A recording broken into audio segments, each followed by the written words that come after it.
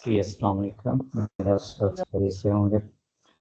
इस क्लास में हम अभी होस्टिंग को सेटअप और परचेज करते हैं। बाकी जो चीज़ें आज होगी वो इंशाल्लाह हम इसी में कवर कर लेंगे। सबसे पहले तो मैंने एक सेपरेट जीमेल बना लिया है, उसको लॉगिन कर लेता हूँ ताकि उसी पे ही हम सारी चीज़ें सेटअप करें, एक एक चीज़ जो चीज़ हमें चाहिए। ठीक है, तो यहाँ पे मैं ऐड न्यू अकाउंट कर लेता हूँ इसी यानी कि क्रोम की प्रोफाइल के अंदर। इसमें मेरे पास आ जाएगा, क्या हो गया ये,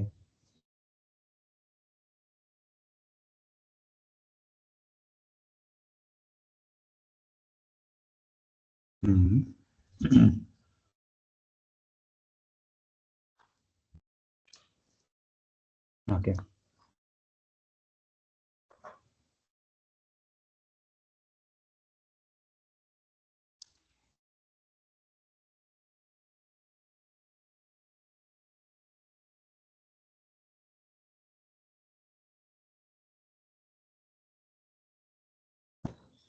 जीमेल लॉगिन करना ये छोटी मोटी चीज़ है ना, आप ये चीज़ें सीखते रहा करें साथ साथ, कंप्यूटर के बारे में भी, लैपटॉप के बारे में, विंडोज़ के बारे में, वेब पेज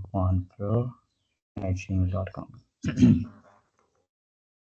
मैं इसलिए कर रहा हूँ ताकि आप लोगों को भी आसानी हो जाए, कभी कोई इशू हुआ तो वो आप लोग इजीली यहाँ से, इन इशू नहीं होगा फ्यूचर में।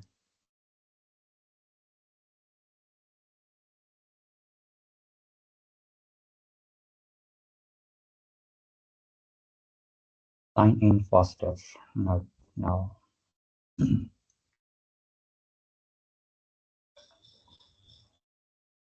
मैं अलग प्रोफाइल इसकी नहीं बनाना चाहता, इसी प्रोफाइल के अंदर ही रहूँगा। यू आर साइन इन, और वो कह रहे हैं ये चीज़ें आप ऐड करें, मुझे ज़रूरत नहीं है क्योंकि अभी नया अकाउंट है अभी। बस मैंने नंबर और वो जीमेल ऐड कर दी थी, बस वही था। अच्छा, अब जो सबसे मेन चीज़ होती है वो है हमारे पास होस्टिंग के प्लान्स। ठीक है, वो आप लोगों ने दफ़ा देखने होते हैं। मैं उसमें कर रहा हूँ नियर मी, चलें इधर ही पे मेरे प्लान तो था, इसमें कर देता अलग से। ओके, अब असल में इधर मेरे पास ऑलरेडी होस्टिंग लॉगिन है तो उधर ही मैं कर लेता हूँ।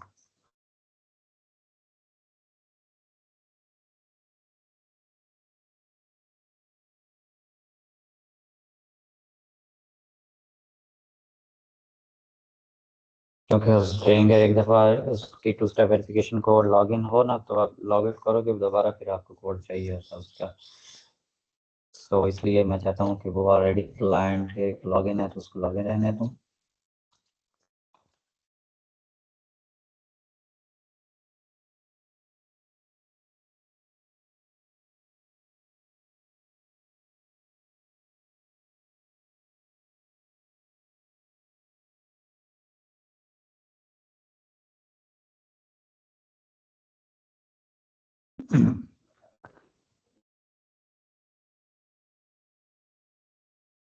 ओके, ये अब हमारे पास ये भी लॉगिन हो चुका जीमेल। इसी जीमेल को यूज़ करते हुए हम सारी चीज़ें करेंगे। बस इसका मैं एक काम करता हूँ कि यहाँ से जीमेल ओपन कर लेता हूँ क्योंकि जीमेल की ज़रूरत पड़ने वाली है हमें। और इधर ही मैं आपको ना होस्टिंगर के प्लान एक दफ़ा चेक करवा देता हूँ। होस्टिंगर के प्लान्स,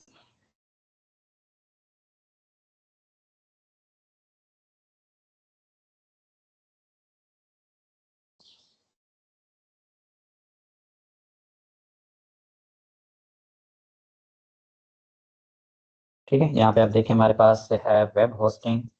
हमें क्या चाहिए, वेब होस्टिंग चाहिए, क्लाउड होस्टिंग चाहिए। वेब होस्टिंग ये शेयर्ड होस्टिंग होती है, मीन्स के एक से ज़्यादा यूज़र एक ही सर्वर को यूज़ कर रहे होते हैं। क्लाउड होस्टिंग ये है कि आपके पास यानी कि थोड़ी सी फास्ट स्पीड वाला एक क्लाउड सर्वर आ जाता है। ये शेयर्ड होती है, ये इसमें कम शेयरिंग होती है।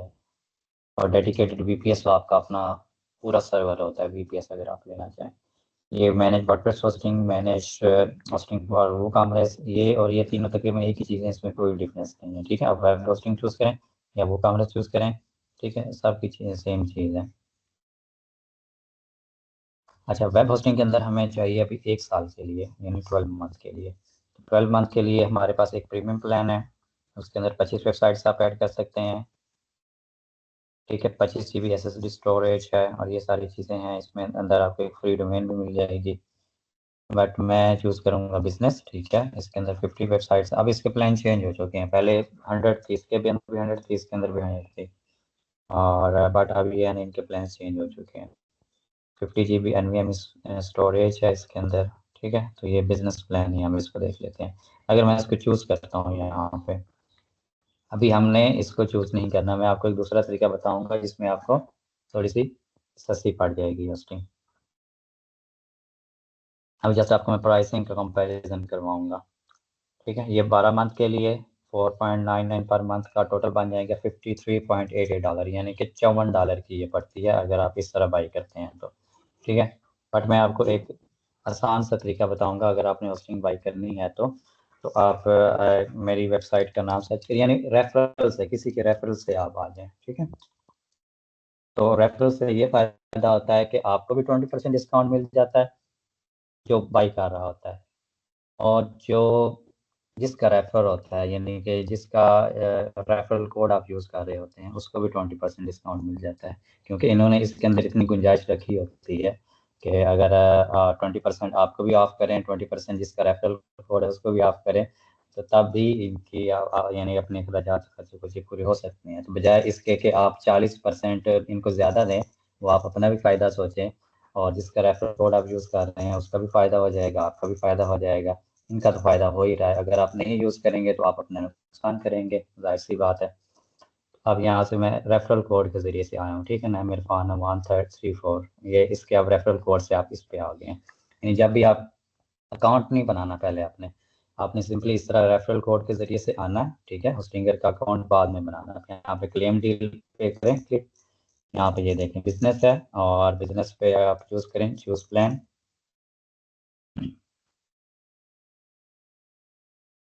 इसके और भी तरीकाकार होते हैं, आप किसी को इनविटेशन लिंक भी भेज सकते हैं।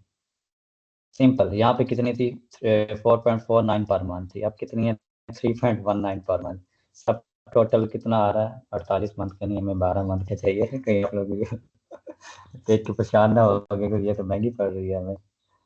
यहाँ थी $53 की, यहाँ पड़ रही है आपको $43 की, तो डिफरेंस आ गया ना $10, तकरीबन 3,000 का, 2800 3,000 का डिफरेंस आ गया आपके पास। ये रेफरल डिस्काउंट, ये देखें आपको 20% आपको डिस्काउंट मिल गया। ठीक है, तो इस तरह आप रेफरल्स, किसी के रेफरल से ज्वाइन कर लें जब भी आपको होस्टिंग चाहिए। खासतौर पर डोमेन पे नहीं मिलती होस्टिंग, एक साल या उससे ज़्यादा बाई करनी होगी तो आपको उसका डिस्काउंट मिल सकता है अगर आप किसी के रेफरल कोड से ज्वाइन करेंगे तो। यहाँ पे ये का क्या है, आप यहाँ पे अपना वही ईमेल ऐड करें। पासवर्ड हम, क्योंकि सबकी होस्टिंग होगी तो पासवर्ड मैं सब कुछ शेयर कर दूंगा, तो अभी के लिए मैं इसका यहाँ पे मैं शेयर नहीं करूँगा। ठीक है, क्योंकि ये वीडियोस पब्लिक हैं वैसे भी। बस दुआ करें ठीक हो, मैं एक दफ़ा इसको वेरीफाई कर होता है कॉपी, या मैं एक और काम करता हूँ, कहीं लिख के कॉपी करके पेस्ट कर लेता हूँ, ये ज़्यादा बेटर रहेगा। क्या है?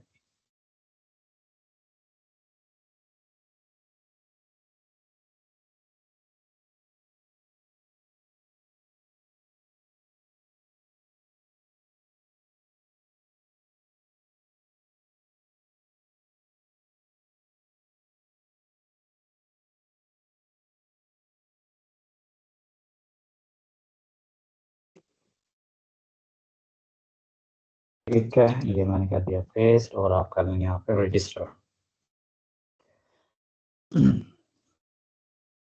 परचेजिंग बिल्कुल ईजी है, इसमें कोई डिफिकल्ट नहीं है, कोई मुश्किल काम नहीं है इस चीज़ के अंदर। अब इसमें आपके कोई नाम डिटेल्स लेनी है। ठीक है, टोटल $43 आपके पास एस्टिमेट टोटल। यहाँ से आपने इसको क्या देना, फर्स्ट नाम। मैं मुझे सजेस्ट कि मैं किसके नाम पे करूँ, अपने यहाँ पे कर लूँ फिर, क्योंकि आप लोगों के भी साथ पार्टनरशिप है ना। अब फिर आपको आज थोड़ा सा वेट करना पड़ेगा, थोड़ी देर। अच्छा, फर्स्ट नेम।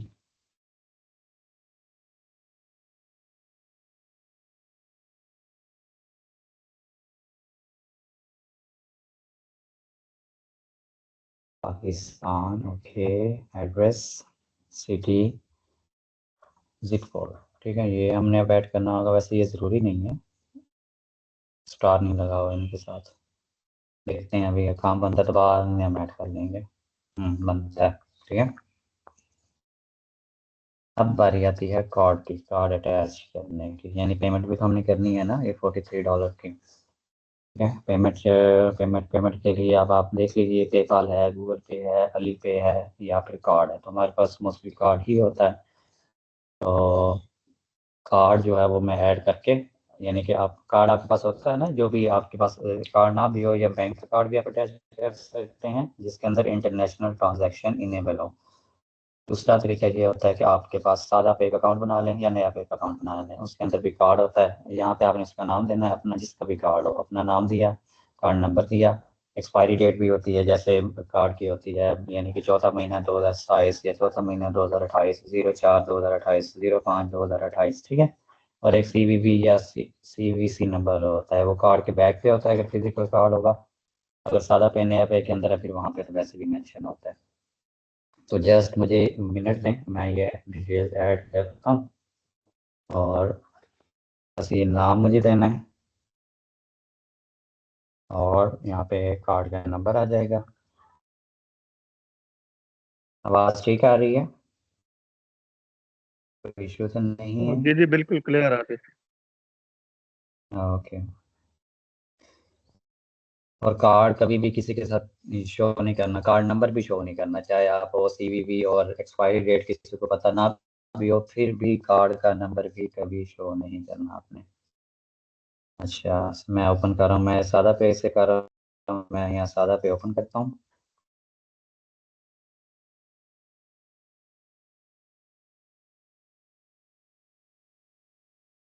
बाकी आपके पास सारे, यानी कि उसके अंदर डिटेल्स दी होती हैं, आप कार्ड्स के अंदर जाएं और कार्ड वहाँ पे, यानी कि सबसे पहले तो आपका कार्ड एक्टिव होना चाहिए।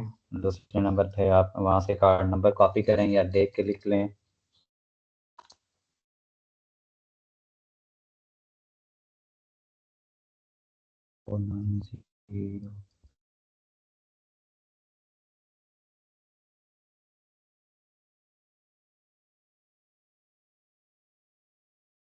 एक्सपायरी डेट है इसकी।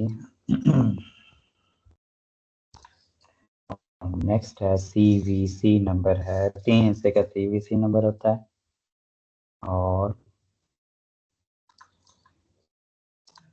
बस ये तीनों चीज़ें आपने ऐड करनी है, नाम, card number, expiry date, CVC number. फिर आपने करना है सबमिट पेमेंट पे क्लिक, और इधर मेरे मोबाइल पे OTP आएगी नंबर पे, जिस पे आपका सादा पे होगा।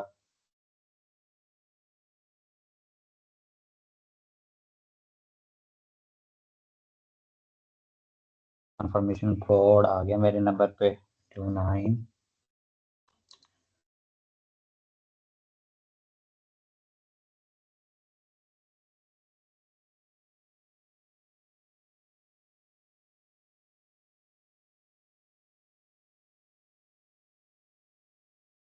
और ये पेमेंट होगी कंफर्म।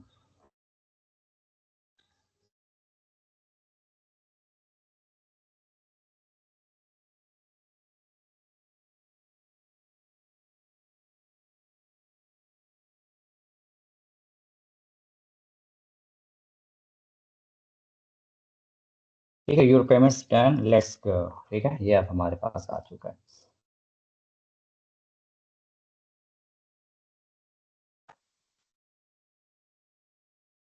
अब आ रही स्क्रीन, ये आ रहा है इधर की। है। हाँ जी जी सर बिल्कुल आ रहा अब सादा पेने का वहाँ पे कितने थे, 43 पॉइंट कुछ थे ना, 43 थे ऑलमोस्ट, और इसमें टैक्स डाल के बन जाएंगे। अभी ओपन करता हूँ मैं दोबारा उसको। ओके। तो जैसे ही पेमेंट परचेज, यानी परचेजिंग हो जाएगी आपकी, तो फिर आगे आप से ये सेटअप, होस्टिंग का सेटअप आप होगा हमारे पास, ठीक है। तो यहाँ पे अगर आप वेबसाइट चूज करना चाहते हैं तो कर लें, नहीं तो स्किप भी कर सकते हैं। ठीक है, तो मैं माई सेल्फ और माई बिजनेस कर देता हूँ अभी के लिए, और नेक्स्ट करते हैं।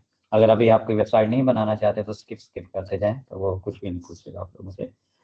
तो यू वांट टू क्रिएट और migrate a website, create a website, हम एक वेबसाइट क्रिएट करेंगे, माइग्रेट भी कर सकते हैं, और हायर समवन टू हेल्प। लेकिन आप इसके अंदर अगर किसी यूजर को ऐड करना चाहते हैं, जैसे आप वर्डप्रेस के अंदर यूजर को ऐड कर सकते हैं, इसी तरह स्ट्रिंगर अकाउंट के अंदर किसी डेवलपर को भी, अगर आपको क्लाइंट हैं या आपको नहीं पता चीज़ों को कैसे मैनेज करना है, तो यहाँ पे आप अपने डेवलपर का ईमेल दे सकते हैं। यानी कि आप यहाँ पे ईमेल करेंगे तो ईमेल पूछेगा, तो वो भी एक फॉर्म के अंदर ऐड हो जाएगा। आपको वर्डप्रेस चाहिए, स्ट्रिंगर वेबसाइट बिल्डर चाहिए, या एचटीएमएल वाली एम्प्टी वेबसाइट चाहिए? तो हमें वर्डप्रेस की वेबसाइट चाहिए।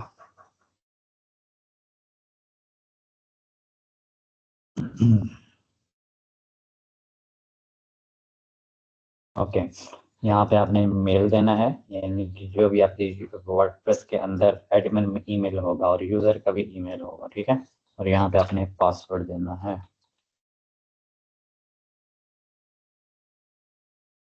पासवर्ड आप बाद में भी चेंज कर सकते हैं, इसमें कोई प्रॉब्लम वाली बात नहीं है, ठीक है। तो आप एआई से बनानी है, प्री मेड टेम्पलेट्स यूज़ करने हैं, या ब्लैंक? हमें ब्लैंक चाहिए, हमको थीम और वो सारी चीज़ें सेटअप करेंगे, ठीक है। तो यहाँ पे अपने ब्लैंक करना है। एआई के ज़रिए से भी बना सकते हैं, बट वो अभी के लिए मैंने कभी टच नहीं किया, लेकिन करेंगे। हो जा क्लिक। अब हमारे पास आ रही है डोमेन। अच्छा, डोमेन अभी हमने एक वेबसाइट जैसे बनती है, ये देखें, विच डोमेन एक्सपेंसेस आर फ्री, एक फ्री भी डोमेन फर्स्ट करें, कोई भी है। जैसे कि मैं अपना नाम एक दफ़ा वैसे सर्च करता हूँ,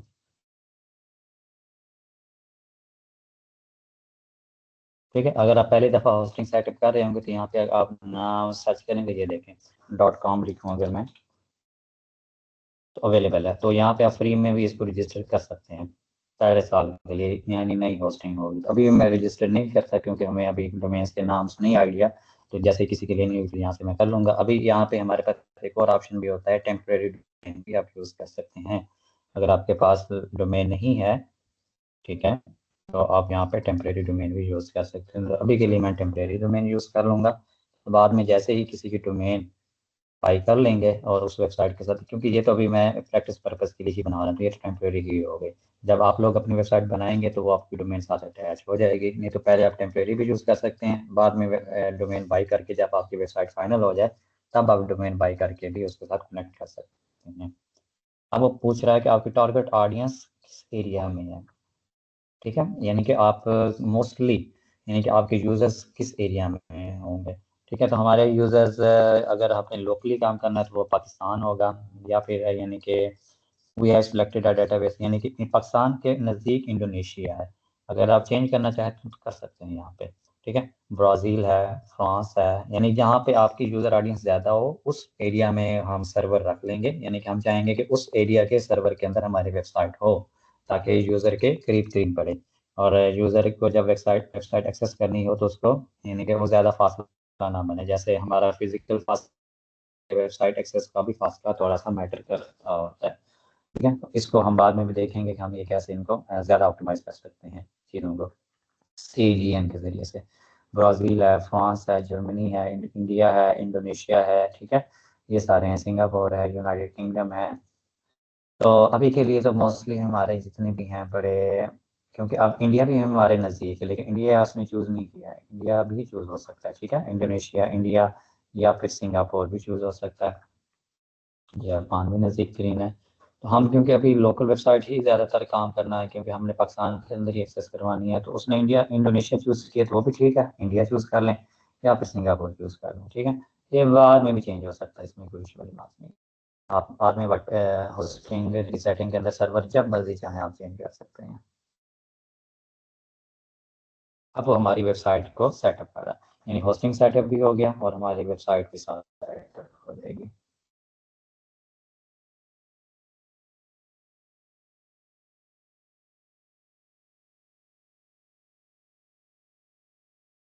अच्छा, ये हो रही है, उसके साथ आप लोगों ने अब एक काम करना है, और वो ये काम करना है, आप लोगों ने नेम चीप का अकाउंट बना लेना है, क्योंकि डोमेन हम उस पर रख लेंगे, ज़्यादा बेटर रहेगा।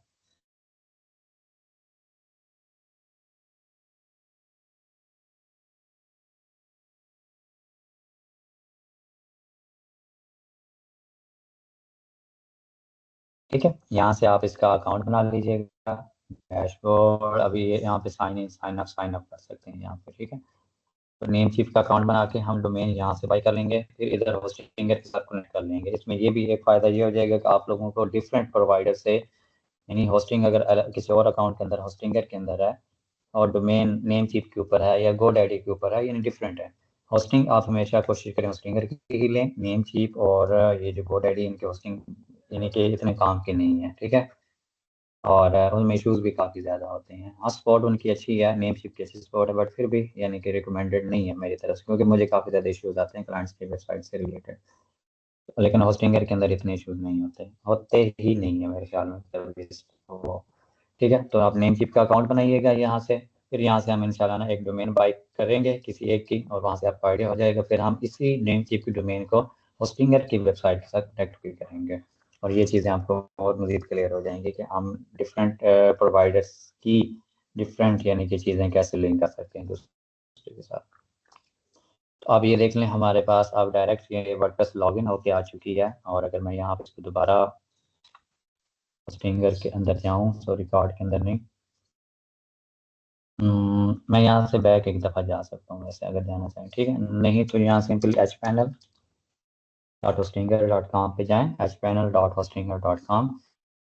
वो होस्टिंगर बताएगा जो भी होस्टिंग जो आपका होस्टिंग के अंदर बना होगा।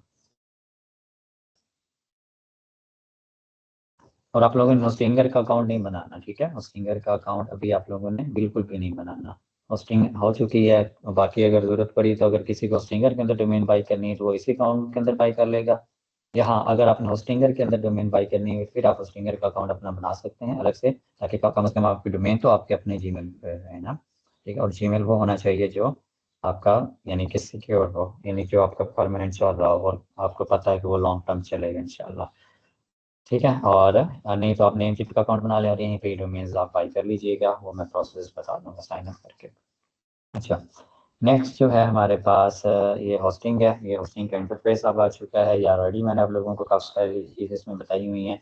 यहाँ पे हमारे पास जो मेन टैब है होम के अंदर, हमारे पास फ्री डोमेन भी हम क्लेम कर सकते हैं। यहाँ पे आप क्लिक करें, डोमेन का नाम सर्च करें।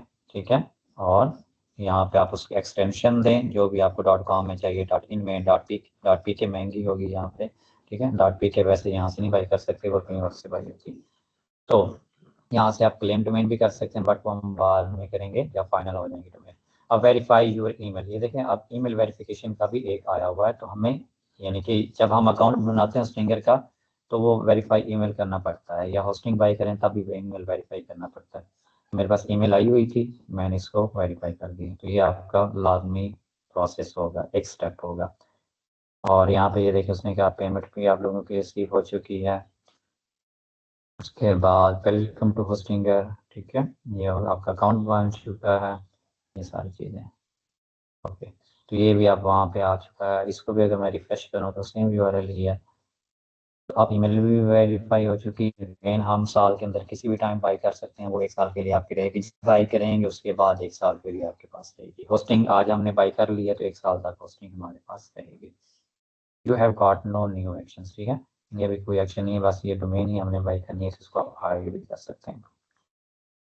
यहाँ पे कोई विजेट आप ऐड करना चाहें, जैसे ये आप commission, resources, network performance, website की परफॉर्मेंस, ये भी आप कोई भी ऐड करना चाहें तो कर सकते हैं, बट अभी ज़रूरत नहीं है इन चीज़ों की। यहाँ पे आप जितने मर्जी विजेट्स ऐड करना चाहें कर सकते हैं। होस्टिंग अभी सेटअप हो रही है, आई थिंक सो। हाँ, नहीं इसको कैंसिल करें। ठीक है, सेटअप हो चुकी है सारा कुछ। तो यहाँ पे ये बिजनेस होस्टिंग है, और जो भी हमने यहाँ पे डोमेन कनेक्ट की थी वो नीचे आ गई, यानी इस पे अब आपकी होस्टिंग हो गई है। बाद में डोमेन चेंज करेंगे तो होगी, और वैसे मेल पे होती है होस्टिंग। तो यहाँ पे हम मैनेज पे क्लिक करें, तो चलिए जो आपने वर्डप्रेस इंस्टॉल किया है उस पर हम आ चुके हैं। ठीक है, जो हमने वर्डप्रेस इंस्टॉल किया है टेम्परेरी डोमेन के ऊपर, हम इसके ऊपर आ चुके हैं। अगर आप होस्टिंग को मैनेज करना चाहते हैं, अब यहाँ पे ये देखें, अब यहाँ पे आप क्लिक करें, यहाँ पे आपको नज़र आ जाएंगी website list, sorry sorry sorry, website list आ जाएंगी। एक ही भी वेबसाइट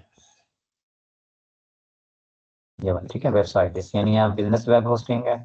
और यहाँ पे जितनी भी वेबसाइट्स आपने इस होस्टिंग के अंदर बनाई होंगी वो यहाँ पे शो हो जाएंगी आपको। ठीक है। यहाँ पे ये टूल्स भी दिए हुए हैं, create report, setup monitoring, save as preset. यहाँ पे डोमेन जब आप ओरिजिनल बाई कर लेंगे, सिंपली यहाँ पे क्लिक करना है, फिर वो डोमेन सर्च करनी है और उसका कनेक्ट कर देना, बिल्कुल वन स्टेप प्रोसेस, अगर इसी अकाउंट के अंदर हुई। और अगर जैसे नेम चीप पे हुई, फिर उसका थोड़ा सा 2-3 चीज़ें सेटअप करना पड़ती हैं, वो इंशाल्लाह मैं आपको बताऊंगा। अपने यहाँ अगर आपको पासवर्ड याद नहीं है या कुछ भी है, आप यहीं से डायरेक्ट लॉगिन भी कर सकते हैं विदाउट एनी पासवर्ड।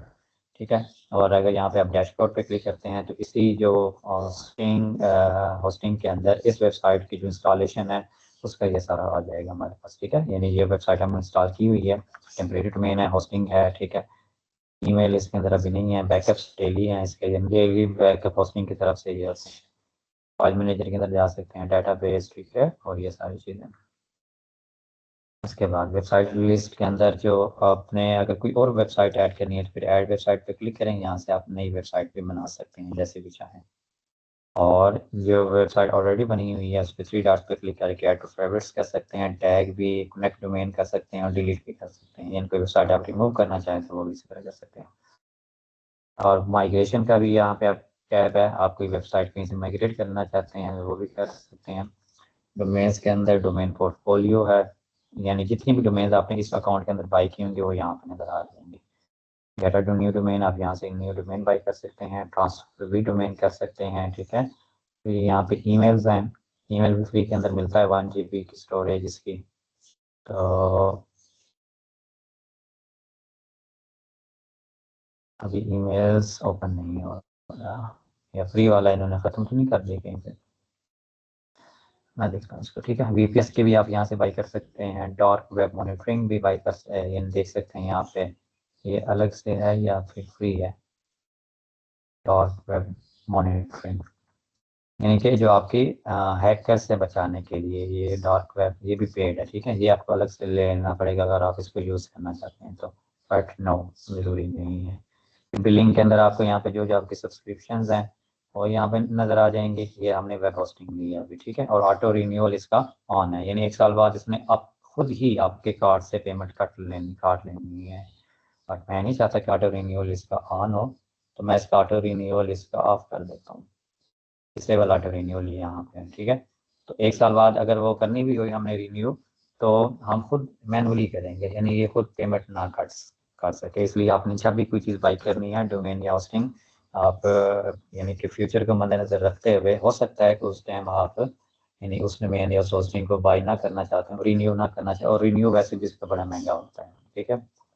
आप कोई और होस्टिंग बाई करना चाहते हो तो इसलिए ऑटो रिन्यूअल आप हमेशा दोनों चीज़ों का ऑफ रखा करें, ताकि ये खुद से पेमेंट ना हो सके, आपको फर्ज करें याद ना भी हो तो वो आपको मेल आ जाएगी कि इतने दिन पड़े हैं। ठीक है। यहाँ से भी आप चेक कर सकते हैं इतने दिन पड़े हैं, तो मतलब मैनुअली पेमेंट कर देता है। ठीक है। तो ऑटो रिन्यूअल आपने हमेशा ऑफ करना है। फिर दूसरा यहाँ पे पेमेंट हिस्ट्री है, ये हमारे पास आ चुकी है। ठीक है। पेमेंट मेथड भी यहाँ पे है बड़ा। ठीक है। हाँ, अब जब ऑटो रिन्यूअल सारे ऑफ हो चुके होंगे तो यहाँ से आप पेमेंट मेथड रिमूव भी कर सकते हैं, वैसे आप रिमूव नहीं कर सकते। ठीक है। अभी देखें, अगर मुझे नहीं चाहिए, मैं नहीं चाहता कि कोई और मेरे अकाउंट से कोई पेमेंट कोई चीज़ बाई करे, तो सिंपली मैं यहाँ से रिमूव कर सकता हूँ। वो तब होगा जब आपके सारे ऑटो रिन्यूअल ऑफ होंगे। अगर कोई भी ऑटो रिन्यूअल ऑन हुआ, फिर वो पेमेंट मेथड आप रिमूव नहीं कर सकते। क्यों? क्योंकि वो पेमेंट मेथड फिर लाजमी होगा अगली नेक्स्ट पेमेंट के लिए। मार्केट प्लेस के अंदर ये सारी चीज़, बस यही चीज़ें हैं। बस हमें जो गर्ज है वो है वेबसाइट लिस्ट के अंदर और इसके डैशबोर्ड के अंदर।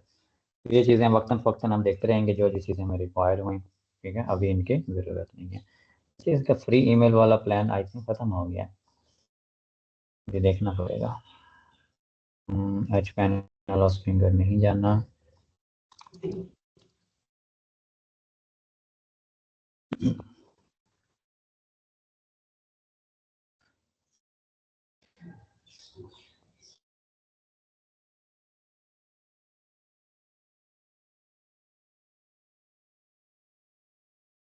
फ्री डोमेन है, हाँ, 100 मेल बॉक्सेस हैं पड़े, बट अभी वहाँ पे मुझे नहीं नज़र आ रहा। मैं देखूँगा उसमें कोई और चीज़ हुई तो।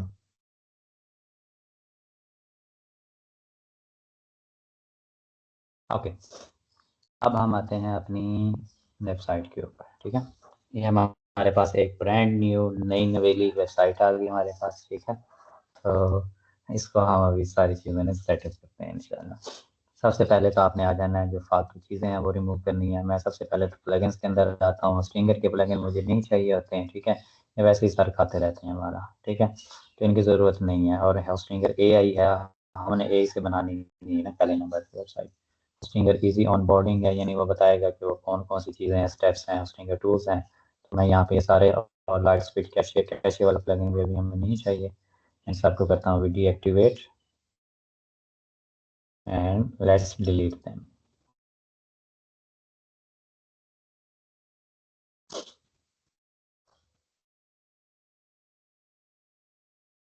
ओके, फिर मैं जाता हूँ अपेरेंस के अंदर।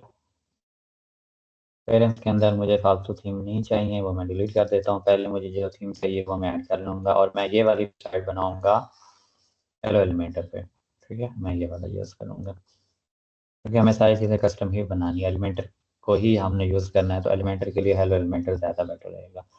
अगर आप एक्स्ट्रा यूज़ करते हैं तो एक्स्ट्रा तब आप यूज़ कर सकते हैं जब आपको सिंगल ब्लॉक पे, सिंगल ब्लॉक का पोस्ट का डिज़ाइन नहीं बनाना, वो एक्स्ट्रा को यूज़ करना चाहते हैं, ठीक है ना। ब्लॉग पेज का डिज़ाइन आप नहीं बनाना चाहते हैं, वो एक्स्ट्रा का यूज़ करना चाहते हैं। 404 यानी जितने भी वो थीम्स के पार्ट्स हैं, हेडर और फुटर, अगर आप एक्स्ट्रा में यूज़ करना चाहते हैं फिर आप एक्स्ट्रा यूज़ करें। अगर आपने सारी चीज़ें एलिमेंटर के अंदर बनानी है तो फिर हेलो एलिमेंटर यूज़ करना है, ठीक है। यहाँ से मैं इनको डिलीट कर देता हूँ, ऐसे फालतू चीज़ें वैसे भी अच्छी नहीं लगती हमें और होनी भी नहीं चाहिए। इसको भी डिलीट कर देता हूँ, बस एक ही हम थीम रखते हैं। इसको रख सकते हैं, रखना चाहें, बट बाद में भी आप कर सकते हैं, ठीक है। अब ये कह रहा है कि हेलो थीम के लिए परफॉर्म करने के लिए, वर्क करने के लिए हमें एलिमेंटर थीम प्लगइन चाहिए होगा, तो वो आप डायरेक्टली यहाँ पे इंस्टॉल कर लें, तो प्लगइन के अंदर जाके इंस्टॉल कर सकते हैं।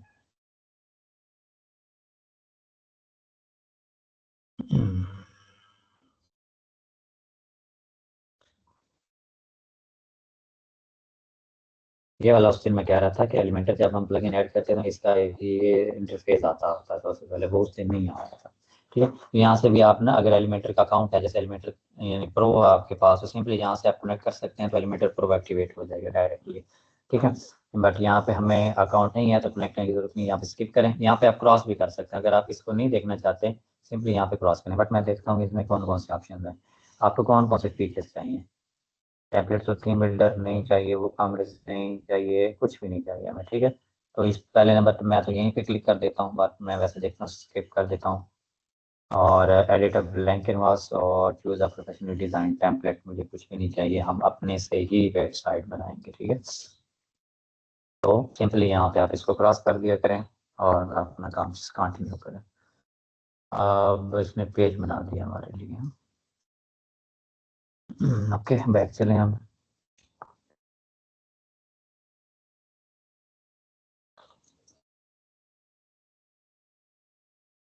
मैंने इसको स्किप करने का कहा था, इसने फिर भी पेज बना दिया। तो अभी के लिए मैं इसको डिलीट कर देता हूँ, जब इसने पेज बनाया है खुद से, मुझे ये नहीं चाहिए। ट्रैश के अंदर आऊँगा, इसको मैं ये भी आप डिलीट कर सकते हैं, बट उसको भी रहने देता हूँ, प्राइवेसी वाला शायद यूज़ करना पड़े बाद में, ठीक है। ऑल पेजेस के अंदर अब यहाँ पे मैंने सिंपली एक काम करना है, यहाँ पे एक पेज ऐड कर लेना है, और उस पेज का नाम होगा, जब भी आप वेबसाइट बनाते हैं नहीं तो आप एक पेज पहले ऐड कर दिया करें, ताकि हम बाकी सेटिंग भी कर सकें वर्डप्रेस की। और वो पेज होगा तो हमें दोबारा फिर यहाँ नहीं आना पड़ेगा। और उस पेज का नाम होगा, आप होम रख लें, होम पेज रख लें, लैंडिंग रख लें, कुछ भी रख लें, ठीक है। जस्ट अभी के लिए पब्लिश करें इसको, बाकी एडिट एलिमेंट वो बाद में होता रहेगा, बस पेज हमें चाहिए अभी के लिए, ठीक है। होम पेज हमने बना लिया। अब सबसे पहले मैं आता हूँ सेटिंग्स के अंदर। यहाँ पे सेट साइट टाइटल में ऐड कर देता हूँ, और यहाँ पे क्या नाम रखें हम अपनी वेबसाइट का,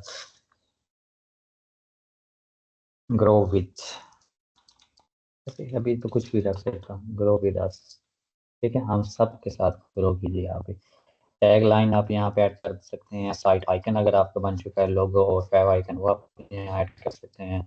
यहाँ पे वेबसाइट के यूआरएल आ रहे हैं, मेक श्योर करें कि HTTPS होना चाहिए यहाँ पे, ठीक है, ताकि सिक्योर लिंक हो इनके हमारी वेबसाइट के। फिर ईमेल वही जो हमने वहाँ होस्टिंगर को सेटअप करते हुए जब ये मेल दिया था, होस्टिंगर के अंदर होस्टिंग वेबसाइट को सेटअप करते हुए उसने जो मांगा था, वो एडमिन ईमेल यहाँ पे आ चुका है, ठीक है। न्यू डिफॉल्ट यूजर रोल, ठीक है, सब्सक्राइबर। जब भी कोई बंदा रजिस्टर होगा वो सब्सक्राइबर ही होगा। मेंबरशिप आपने ये अनचेक ही रहने देनी है ताकि कोई भी बंदा आपकी वेबसाइट के अंदर ना घुस सके। ठीक है, ये भी चीज़ आपने करनी है। सिक्योरिटी को भी हम बाद में अच्छे से देखेंगे, वर्डप्रेस की सिक्योरिटी हमने कैसे करनी है। ठीक है, यहाँ पे आप टाइम फॉर्मेट चेंज कर सकते हैं। टाइम फॉर्मेट अप्रैल 17 25 2025 और 7:55 AM। आप टाइम जोन चेंज कर सकते हैं। हम अपना टाइम जोन रख लेते हैं एशिया के अंदर। जाएं आप, एशिया एशिया एशिया, ठीक है। एशिया के अंदर आप जाने के बाद आप देखें कराची, कराची, ठीक है। तो अभी टाइम जोन जो है हमारा अपना आ जाएगा पाकिस्तानी। और अगर किसी यूएसए के क्लाइंट के लिए वेबसाइट बना रहे हैं फिर उसके लिए आपने उसी ही स्टेट का देख लेना। ठीक है, अब ये देखें 12:57 PM हो चुके हैं हमारे पास। राइटिंग के अंदर आपको पता है यहाँ कुछ भी नहीं होता, एक जगह जाती मारते जाते हैं, अभी देख लेते हैं कोई चीज़ है या नहीं है। फिर आप आए जनरल के अंदर आपने सेटिंग करनी है, फिर रीडिंग के अंदर कुछ करनी होती है। अब यहाँ पे होम पेज हमने कौन सा शो करवाना है, होम, ठीक है, ये चीज़। और यहाँ पे आपने ये एक्सेप्ट कर देना है ताकि कहीं पे भी कोई डिफ़ॉल्ट पोस्ट हो यानी कि ब्राउज़र के अंदर, तो वो उनका जस्ट उसकी थोड़ी सी डिस्क्रिप्शन शो हो, पूरी टेक्स्ट शो ना उसका। सर्च इंजन विजिबिलिटी अभी ऑफ कर देता हूँ क्योंकि अभी हम नहीं चाहते कि हमारी वेबसाइट इंडेक्स हो। जब ये फाइनल हो जाएगी, डोमेन कनेक्ट हो जाएगी, फिर हम इसको इंडेक्स कर सकते हैं। ओके, उसके बाद डिस्कशन के अंदर आ जाए। यहाँ पे भी एक ऑप्शन आपको मैं यहाँ पे बता देता हूँ अभी, जो ज़रूरी हैं और वो आपने करने हैं। जो ज़रूरी हैं वो तो ये हैं कि ईमेल मी व्हेन एवर। अगर आप नहीं चाहते कि आपको बार बार वर्डप्रेस की तरफ से ईमेल्स ही आती रहें जब भी कोई बंदा कमेंट करे, तो आप इसको डिसेबल कर दें। यानी कि जब भी कोई बंदा कमेंट करेगा आपको मेल चली जाएगी, जब भी कोई बंदा आपके पोस्ट पे कमेंट करेगा आपको मेल चली जाएगी। तो हम नहीं चाहते कि हमें मेल आए। हम डायरेक्टली वर्डप्रेस के अंदर आके देख लेंगे कि हमें कौन कौन से कमेंट्स हुए या नहीं हुए, ठीक है ना। और कमेंट यानी कि जब वो अप्रूवल के लिए हेल्ड होगा तो वो भी हमें नहीं चाहिए, ठीक है। तो यहाँ से आप बाकी चीज़ें भी पढ़ सकते हैं। आप ये चैट जीपीटी से भी पूछ सकते हैं कि डिस्कशन वर्डप्रेस के अंदर सेटिंग्स के अंदर डिस्कशन सेटिंग कौन कौन सी हमें इनेबल रखनी चाहिए और कौन कौन सी डिसेबल करनी चाहिए, for best user experience, for best admin experience और फॉर बेस्ट वर्डप्रेस सिक्योरिटी। ठीक है, तो ये तीनों चीज़ें आप माइंड में रखें। यानी एडमिन, ये एडमिन के लिए था ना, ये एडमिन के लिए, एडमिन भी तंग ना हो, यूज़र भी तंग ना हो और सिक्योरिटी भी सही है। अच्छा, डिफ़ॉल्ट पोस्ट सेटिंग जो है, comment author will must fill out name and email. जब भी कोई बंदा कमेंट करेगा तो वो अपना नाम और ईमेल लाजमी फिल करेगा, ठीक है। और अगर आप चाहते हैं कि यूज़र लॉगिन होना चाहिए तो कमेंट करने के लिए, ठीक है, तो आप ये चेक कर सकते हैं। बट चीज़ें मैटर नहीं करती, वही काफ़ी हैं दो option. Comment moderation, disallow comment की। हाँ, यहाँ पे आप कुछ चीज़ें ऐसी भी ऐड कर सकते हैं जैसे कि अगर कुछ ऐसे वर्ड्स ऐड कर सकते हैं जो आप ब्लॉक कर सकें किसी भी कमेंट को। खास करके कोई बंदा कहता है कि फेक न्यूज़, आप यहाँ पे फेक न्यूज़ लिख दें, जो भी बंदा फेक न्यूज़ कमेंट के अंदर लिखेगा वो कमेंट ब्लॉक हो जाएगा ऑटोमेटिकली, ठीक है। इसी तरह ये सारी चीज़ें हैं। यूआरएल, ईमेल, ठीक है। और इसके अलावा एवेटार है कि जो आपका यूज़र है इस वेबसाइट के अंदर उसकी शक्ल का आप कौन सी ऐड करना चाहते हैं, ये आपने करनी है, ये करनी है, ये करनी है। या ग्रेवेटार लोगो है तो ग्रेवेटार के अंदर आपका अकाउंट बना के वहाँ पे उसी जीमेल के साथ लॉगिन करें और वहाँ पे आप इमेज अपलोड कर दें तो वो ग्रेवेटार का लोगो आप वहाँ पे ऐड कर सकते हैं। यहाँ पे ग्रेवेटार का यानी सिंपली आप ग्रेवेटार का अकाउंट बनाते हैं उसी जीमेल के साथ जिस पे ये हमारी वेबसाइट बनी हुई है। फिर यहाँ पे भी आपका जीमेल जाएगा, वो ग्रेवेटार का लोगो भी आपके साथ आएगा। अच्छा, मीडिया के अंदर अभी कोई ख़ास चीज़ नहीं है, बस यहाँ पे थंबनेल का साइज़ है, मीडियम साइज़, लार्ज साइज़। और इसके बाद परमालिंक्स के अंदर हमने बस एक चीज़ देखनी होती है कि पोस्ट नेम होना चाहिए, ये आपने मेक श्योर करना है, ठीक है। प्राइवेसी के अंदर आप प्राइवेसी पेजेस यहीं से आप डायरेक्टली बना सकते हैं, प्राइवेसी पॉलिसी पेज बना सकते हैं, एक ही बस प्राइवेसी पॉलिसी, बट वो ऑलरेडी बना हुआ है, ठीक है। ये बाय डिफ़ॉल्ट ऐड हो जाता है चीज़। अच्छा, उसके बाद हमने एक पेज ऐड कर दिया। पेज के साथ अब हम ऐड करते हैं थोड़े से प्लगइन्स जो हमें रिक्वायर्ड होंगे। सेटिंग भी हमने वर्डप्रेस की कर ली। अच्छा, एलिमेंटर के साथ हमें और क्या चाहिए होगा। पॉपुलर के अंदर आते हैं, वैसे थोड़ा सा स्क्रॉल डाउन करते हैं, शायद हमें कोई काम की चीज़ मिल जाए, ठीक है। जो अभी हमें रिक्वायर हो। ओके, मैं आप लोगों की तरह बिहेव कर रहा हूँ, मुझे नहीं पता कि मुझे कौन सी चीज़ चाहिए होगी। आप ये डुप्लीकेट पेज वाला भी कर सकते हैं, करना चाहें, ठीक है। एक ये कर सकते हैं कि अगर हमें पेज डुप्लीकेट करने पड़े, सिंपली आप सर्च करके भी ये प्लगइन ऐड कर सकते हैं। दूसरा ये था, कौन सा था, क्लासिक एडिटर भी आप कर सकते हैं, करना चाहें तो। अगर एसईओ, अभी एसईओ का काम नहीं है हमारा, छोड़ें इसको। हाँ, कोड वगैरह को इंसर्ट करने के लिए डब्ल्यूपी कोड मैं यूज़ करता हूँ, ये भी मैं ऐड कर देता हूँ। लिमिट लॉगिन अटैम्प्ट्स, ये भी हम यूज़ कर लेते हैं। इसके लिए और भी प्लगइन काफ़ी सारे हैं, आप ये भी यूज़ कर सकते हैं, ताकि कोई बंदा शरारतें ना करे ना आपकी वेबसाइट पे, ठीक है। तो लॉगिन कोई, यानी कि 2 दफ़ा अगर कोई गलत पासवर्ड ऐड करता है तो उसको ब्लॉक कर दो, यानी वहाँ पे मेंशन होता है कितनी दफ़ा यानी गलत पासवर्ड इंटर हो और वो बंदा ब्लॉक हो जाए, उसकी आईपी ही ब्लॉक हो जाए, ठीक है। थोड़ी बहुत सिक्योरिटी भी है इसके अंदर, ये भी हम ऐड कर सकते हैं। मज़ीद हम बाद में भी, यानी कुछ प्लगइन्स हम यहाँ पे डिस्कस कर लेंगे और वक्त के साथ साथ और भी प्लगइन्स साथ साथ देखते जाएंगे। तो मैंने अलग प्लगइन्स ऐड करने के बजाय मैंने कहा साथ साथ जिनकी रिक्वायरमेंट होगी वो हम देखते जाएंगे। अच्छा, और बाकी हमने सारी चीज़ें एलिमेंटर के अंदर की बनानी है, हम कोशिश करेंगे इंशाल्लाह कोई और प्लगइन हमें ऐड करने की ज़रूरत नहीं होगी। एक और पेज हम देख लेते हैं ताकि शायद उसमें कोई अच्छी सी चीज़ नज़र आ जाए हमें। आ जाए सेकंड पेज।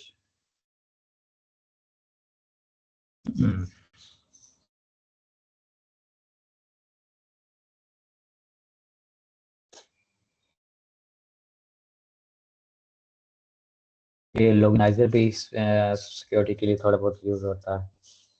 और एक और प्लगइन है वो इंशाल्लाह जब हम सिक्योरिटी पे जाएंगे तो हम मज़ीद अच्छे से सिक्योरिटी के लिए एक और प्लगइन है, वो बहुत बेहतरीन है। और अच्छा, एक मेंटेनेंस वाला प्लगइन है। अगर आप चाहते हैं कि कोई बंदा अभी आपकी वेबसाइट को विजिट करे और उसको ये ऊट पटांग वेबसाइट नज़र ना आए, जैसे ये अभी आ रही है, यानी कि जो हमने अभी वेबसाइट कंस्ट्रक्ट कर रहे हैं, बना रहे हैं, ये नज़र ना आए, तो आप जो कंस्ट्रक्शन वाली वेबसाइट होती है उस पर ये वाला भी इंस्टॉल करके, प्लगइन भी इसके अवेलेबल है। आप एलिमेंटर के अंदर भी टेम्पलेट बना सकते हैं या कोई प्लगइन भी आप ऐड करके उसको कर सकते हैं, बट मैं नहीं चाहता। अच्छा, एक दफ़ा चेक करवा देता हूँ आप लोगों को। तो और मैं नहीं चाहता कि आप लोग इससे महरूम हो जाएं हमारी वेबसाइट विजिट करने से, तो इसलिए मेंटेनेंस के अंदर, सेटिंग के अंदर जाएं, या यहाँ पे भी ये ऑप्शन आ जाता है, मेंटेनेंस पे क्लिक करें, ठीक है। और पेज टाइटल क्या आना चाहिए, साइट अंडर प्रोसेस है, अंडर गोइंग मेंटेनेंस है, ठीक है। और यहाँ पे आपने इसको इनेबल भी करना है, मल्टी लैंग्वेज सपोर्ट भी आप ऐड कर सकते हैं। इनेबल करने के लिए हमने ये ऑन किया और सेव चेंजेस कर दें, और ऊपर मेंटेनेंस मोड इज ऑन, ठीक है। आप कोई भी बंदा, यूजर, कोई भी इस वेबसाइट पे आएगा, उसे पता क्या नजर आएगा, उसे ये नजर आएगा, ये वाला, ठीक है। Maintenance mode is on, site will be available सून, यानी ये टेक्स्ट आप चेंज कर सकते हैं, यहाँ पे सारा मेंशन था, ये देखें, ठीक है ना। Maintenance mode in site will be तब होगी जब आप जल्द हो जाएगी आपके तहम्मुल का शुक्रिया, ठीक है। और ये कॉपीराइट आ गया, और यहाँ पे ये लॉग का क्या मकसद होता है। हाँ, अगर आप लॉगिन करना, आप एडमिन है तो यहाँ से भी आप डायरेक्टली लॉगिन कर सकते हैं, ये भी इन्होंने एक फीचर दिया हुआ है, नहीं तो सिंपली /wp एडमिन करके भी आप कर सकते हैं। तो अभी के लिए इसकी ज़रूरत नहीं है, ये जस्ट मैंने आपको बताया क्लाइंट वेबसाइट के लिए। आप अगर ये नहीं चाहते कि क्लाइंट बार बार वो देखता रहे कि कितना काम हो गया, क्या हुआ क्या नहीं हुआ, या कुछ ऐसी वेबसाइट्स भी होती हैं ना जो आप नहीं चाहते कि अभी पब्लिकली रिवील हो, अगर आप उस पर काम कर रहे हैं, सिंपली आप मेंटेनेंस प्लगइन ऐड कर एलिमेंट्री का एक टेम्पलेट बना के और एलिमेंट्री की सेटिंग के अंदर आप उसको कर सकते हैं, जो आपको बेटर लगे, जो आसान लगे वो आप कर सकते हैं, ठीक है।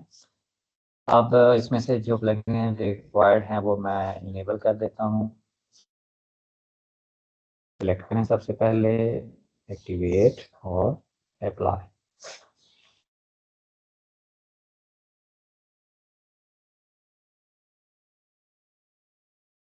अच्छा, डुप्लीकेट पेज का ये है कि सिंपली जैसे आप पेजेस के अंदर जाते हैं, मैं आपको थोड़ा थोड़ा सा इनका ब्रीफ ओवरव्यू देता हूँ। तो यहाँ ये डुप्लीकेट इसका ऑप्शन आ रहा है, यानी कि आपको सेम डिज़ाइन, आपने एक पेज बनाया है और सेम डिज़ाइन के अंदर आपको कोई और पेज चाहिए, तो सिंपली आप इसको बजाय इसके ब्लैंक पेज ऐड करें फिर दोबारा से बनाएं या फिर दूसरे पेज से सेक्शन कॉपी पेस्ट करें, सिंपली आप इसी को डुप्लीकेट करें और इसके अंदर जो चीज़ें रिक्वायर हैं वो रखें, जो नहीं रिक्वायर वो रिमूव करें, ठीक है। इसका ये मकसद है डुप्लीकेट पेज का। इसकी सेटिंग के अंदर हम देखते हैं क्या क्या चीज़ें अवेलेबल है। चूज एडिटर, क्लासिक एडिटर है गुटनबर्ग, यानी कि जब भी आप डुप्लीकेट करेंगे तो किस एडिटर के अंदर हो, यानी पोस्ट को भी आप डुप्लीकेट कर सकते हैं। डुप्लीकेट पोस्ट स्टेटस, यानी कि जब भी कोई पेज या पोस्ट डुप्लीकेट होगी तो वो ड्राफ्ट के अंदर आ जाएगी, ठीक है, पब्लिश नहीं होनी चाहिए, यानी ड्राफ्ट के अंदर ज़्यादा बेटर है। Redirect to after click on duplicate this link, यानी जब आप किसी पेज पे को डुप्लीकेट करने के लिए उस पर क्लिक करते हैं तो वहीं पे दोबारा हम आ जाएंगे टू ऑल पोस्ट लिस्ट में या टू ऑल पेजेस की लिस्ट में, ठीक है। तो ये वैसे इनकी ज़रूरत नहीं थी, डुप्लीकेट पेज पे यहाँ पे आ चुका है। उसके बाद हमने कौन सा प्लगइन ऐड किया हुआ है, कोड स्निपेट्स का। कोड स्निपेट्स के अंदर ये बाय डिफॉल्ट दो कोड्स ऑलरेडी अवेलेबल हैं, कंप्लीटली डिसेबल कमेंट्स। अगर आप कमेंट्स डिसेबल करना चाहते हैं तो यहाँ से इसको इनेबल कर दें। डिस्प्ले और मैसेज, इनको अभी इनकी ज़रूरत नहीं है, मैं इनको क्रैश में कर देता हूँ। मैं आपको मजीद इसके अंदर कुछ और टेम्पलेट्स पड़े हुए वो मैं आपको दिखाता हूँ। ऐड न्यू पे क्लिक करें, यानी कि हो सकता है आपको वो ज़रूरत हो। हम आपको ऐड यहाँ से कस्टम कर सकते हैं। मोस्ट पॉपुलर में भी हम हैं, ठीक है, ये प्रीमियम के लिए है। AI को यूज़ करते हुए इसके लिए आपको पेड चाहिए होगा इसका। अलाउ SVG अपलोड, और बाय डिफ़ॉल्ट वर्डप्रेस की सिक्योरिटी की वजह से SVG आप अपलोड नहीं कर सकते वर्डप्रेस के मीडिया लाइब्रेरी के अंदर डायरेक्टली यहाँ पे, ठीक है।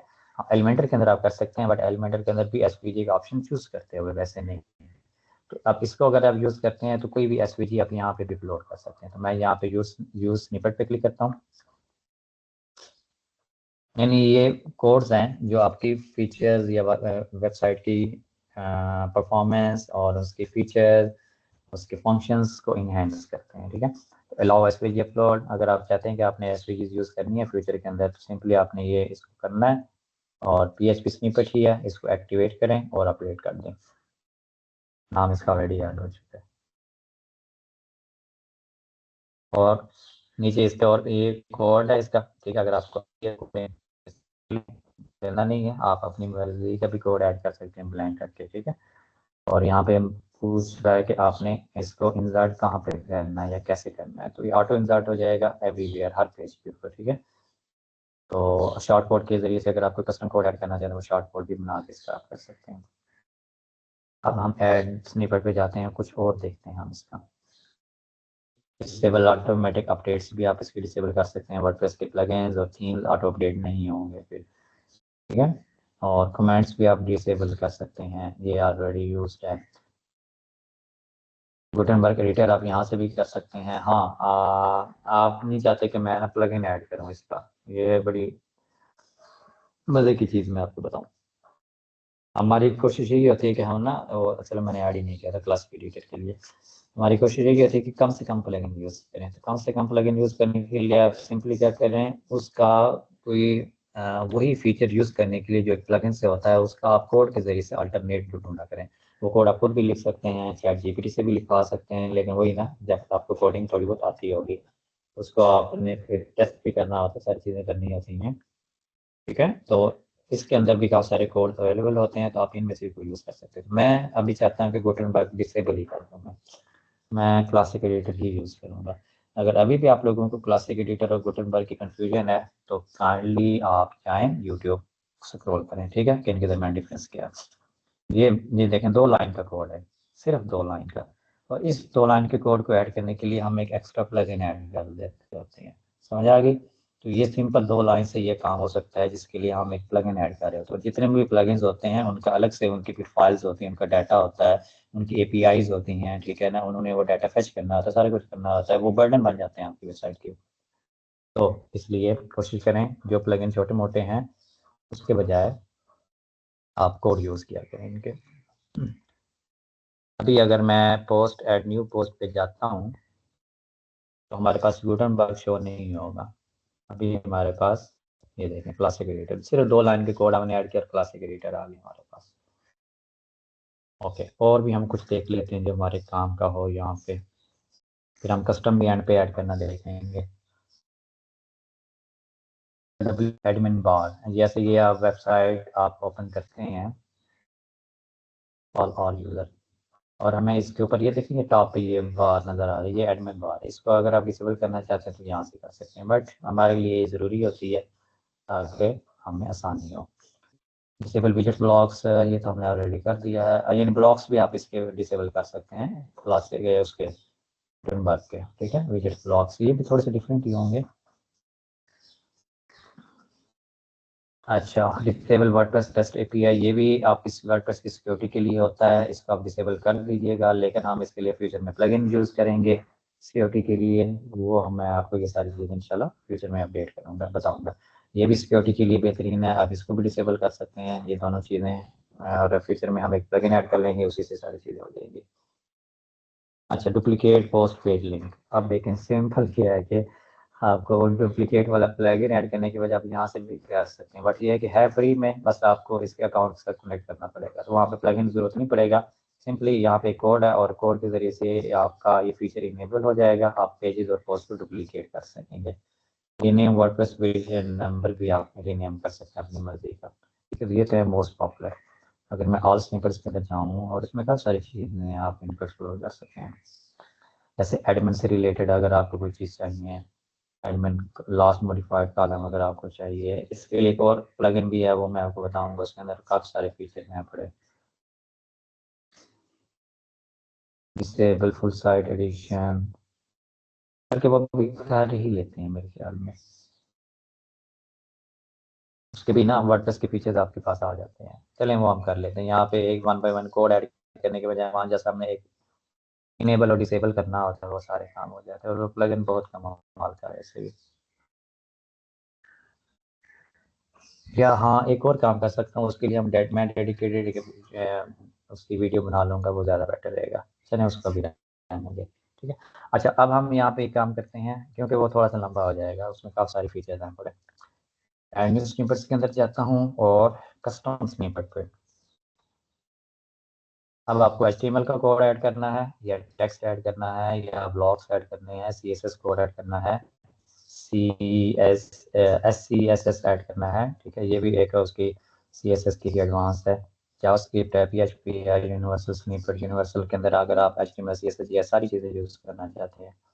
अगर आपने कोई शॉर्ट कोड ऐड करना है, जैसे कोई आपको आइडिया हो जाता है जो भी आपने कोड ऐड करना होता है। अब कोई भी ऐसे, यानी कि अगर आपने गूगल के साथ कनेक्ट करना है, गूगल सर्च कंसोल के साथ, ठीक है, वो भी आपको कोड देता है, उसके अंदर आप पता चल जाता है कि वो HTML कोड है या फिर क्या HTML ही मोस्टली होता है, या फिर वो PHP स्निपेट है, ठीक है। और इसी तरह अगर आप जब एडसेंस के साथ कनेक्ट करते हैं, वो भी आपको एक कोड देता है, वो हेडर और फुटर के अंदर ऐड करने के लिए। हेडर और फुटर का फीचर इसके लिए अंदर अलग से है, ठीक है, वहाँ पे आप वो कोड ऐड कर सकते हैं सिंपली, कोई भी हो। लेकिन अगर आपको HTML की कुछ कोडिंग करनी है, या CSS के लिए जैसे फर्स्ट करें कोई स्टाइलिंग वगैरह ऐड करनी है, तो यहाँ पे CSS निपट यहाँ चूज हो गया। आप इसको बाद में चेंज भी कर सकते हैं, यहाँ पे आप इसको नाम भी दे सकते हैं। मुझे जो भी ग्लोबल स्टाइल, ठीक है ना, मुझे जो भी स्टाइलिंग या ग्लोबल मुझे CSS ऐड करनी होगी, या कुछ भी चीज़ें ऐड करनी है, मैं यहाँ पे ऐड कर दूँगा, ठीक है। सिंपली आप यहाँ पे बाकी अपनी स्टाइलिंग और CSS वगैरह ऐड कर सकते हैं। और ठीक है, आप हेडर के, ये हेडर के अंदर यानी पॉपुलेट हो जाएगा। और ये ऑल डिवाइस पे हमें चाहिए होगा, यानी मोबाइल, डेस्कटॉप और सब पे। लॉजिक भी आप ऐड कर सकते हैं, जैसे लॉजिक होती है शो करे, कब शो करे, जब लॉगिन हो या नहीं हो, यानी ये सारी चीज़ें आप यहाँ पे कर सकते हैं, और इनकी ज़रूरत नहीं है। सिंपल हमारे पास कोड ही होता है, यहाँ पे एक्टिवेट करना है और सेव कर देना है। Just 1 minute.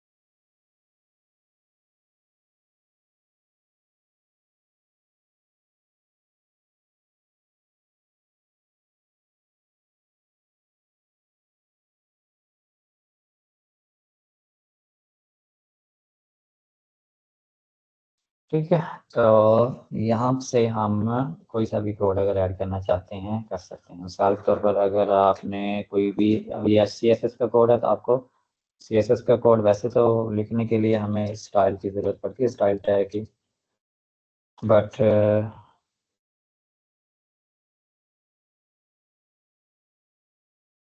यहाँ पे हमें इसकी ज़रूरत नहीं पड़ेगी। ठीक है, यानी CSS का कोड जो भी होता है वो इन दो चीज़ों के दरमियान में होता है। और क्योंकि हम यहाँ पे डायरेक्टली इसको बता रहे हैं कि है CSS का कोड, इसकी जरूरत नहीं होगी, तो हमें जो भी कोड चाहिए होगा वो हम यहाँ पे ऐड कर सकते हैं, बट वो मैं आपको बाद में बताऊंगा, अभी कंफ्यूजन की जरूरत नहीं है इसमें। अच्छा, तो ये भी हमने कर दिया। और उसके अलावा लॉगिन अटेम्प्ट्स हैं, लिमिट लॉगिन अटेम्प्ट्स।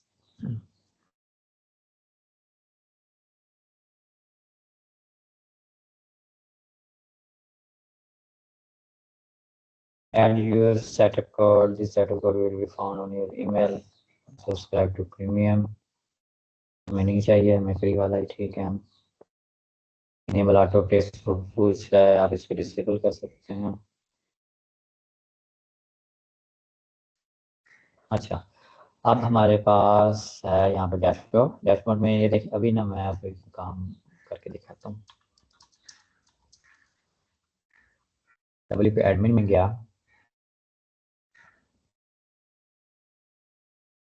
मैं ना ऐसे जैसे होता है ये अब एरर, ये देखिए हम 3 अटेम्प्ट्स रिमेनिंग, यानी कि ये जो ऑलरेडी प्लगइन आपने ऐड किया उसकी सेटिंग के अंदर ये ऑलरेडी मैक्सिमम 3 ही आप अटेम्प्ट्स कर सकते हैं। और यहाँ देखें ये गलत अटेम्प्ट हो चुकी है, हमारे पास आ चुकी है। ठीक है, अब मैं अगर 2 और करता हूँ दोबारा से, या मैं कुछ और ऐसे करता हूँ, मैं ना चाहता हूँ कि किसी तरीके में जिसका पासवर्ड और ये पता चल जाए।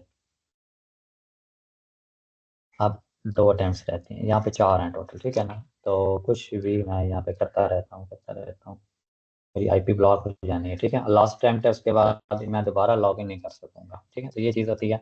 तो यहाँ पे अगर मैं इसको रिफ्रेश करता हूँ तो जितने भी 24 आवर्स, लास्ट 24 आवर्स के अंदर अटेम्प्ट्स हुई हैं, रॉन्ग अटेम्प्ट्स, गलत अटेम्प्ट्स, फेल्ड अटेम्प्ट्स, और यहाँ पे शो हो जाएंगी। ठीक है, तो ये देखें अब 3 आ चुकी हैं। नीचे भी अगर हम देखें तो माइक्रो क्लाउड, अच्छा, सेटिंग्स के अंदर आए, सेटिंग्स के अंदर हम इसकी चीज़ें सेट करते हैं, और मैक्सिमम 3 के बजाय मैं 4 के बजाय 3 कर देता हूँ। और ये ना 3 जब, यानी 3 दफ़ा अगर मैं कर दूंगा इस तरह, यानी गलत पासवर्ड ऐड किया, मैं ब्लॉक हो जाऊंगा, फिर 20 मिनट्स के लिए मैं ब्लॉक आऊंगा। ठीक है, 20 मिनट बाद दोबारा मैं फिर ट्राई कर सकता हूँ। अगर आपको भी पासवर्ड भूल गया है तो आप 3 गलत कर देते हैं, फिर 20 मिनट बाद आप दोबारा ट्राई कर सकते हैं। और इसी तरह 20-20 मिनट के हवाले से बाद आप 3-4 दफ़ा आप गलतियां करते हैं इस तरह से। ठीक है, तो फिर आप 24 आवर्स तक लॉगिन नहीं कर पाएंगे। ठीक है, 24 आवर्स बाद दोबारा से फिर आपके पास वो लॉगिन वाला पेज ओपन हो जाएगा।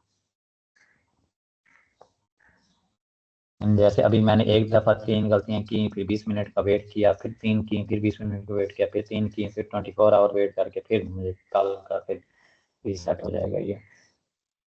और दूसरे यहाँ पे लॉग्स हैं, लॉग्स के अंदर भी आ जाता है कि कौन कौन सी आईपीज किधर गई आईपीज। यहाँ पे आप आईपीज ऐड कर सकते हैं, अपनी IP ऐड कर दें तो वो ये होगा कि वो सेफ लाइन में आप ऐड हो जाएंगे। अगर आपसे गलती भी होती है, और वन यूज़र नेम भी आप ऐड कर सकते हैं, यूज़र नेम भी ऐड कर सकते हैं, और IP भी ऐड कर सकते हैं। और डिनाई, अगर आपको पता है कि कोई इस IP से बार बार कोशिश कर रहा है, आप डायरेक्टली इसके अंदर आप ऐड करें, वो दोबारा IP लॉगिन नहीं कर सकते। बस यही चीज़ है इसके अंदर। ठीक है, बाकी हम ये है कि आप एलिमेंट्री की सेटिंग थोड़ी सी देख लेते हैं।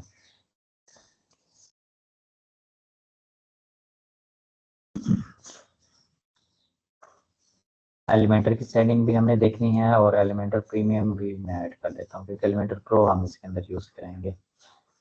और अगर एलिमेंटर प्रो आपके पास नहीं है तो उसका हम लाइसेंस भी यानी कि ले सकते हैं इन चीप प्राइसेस।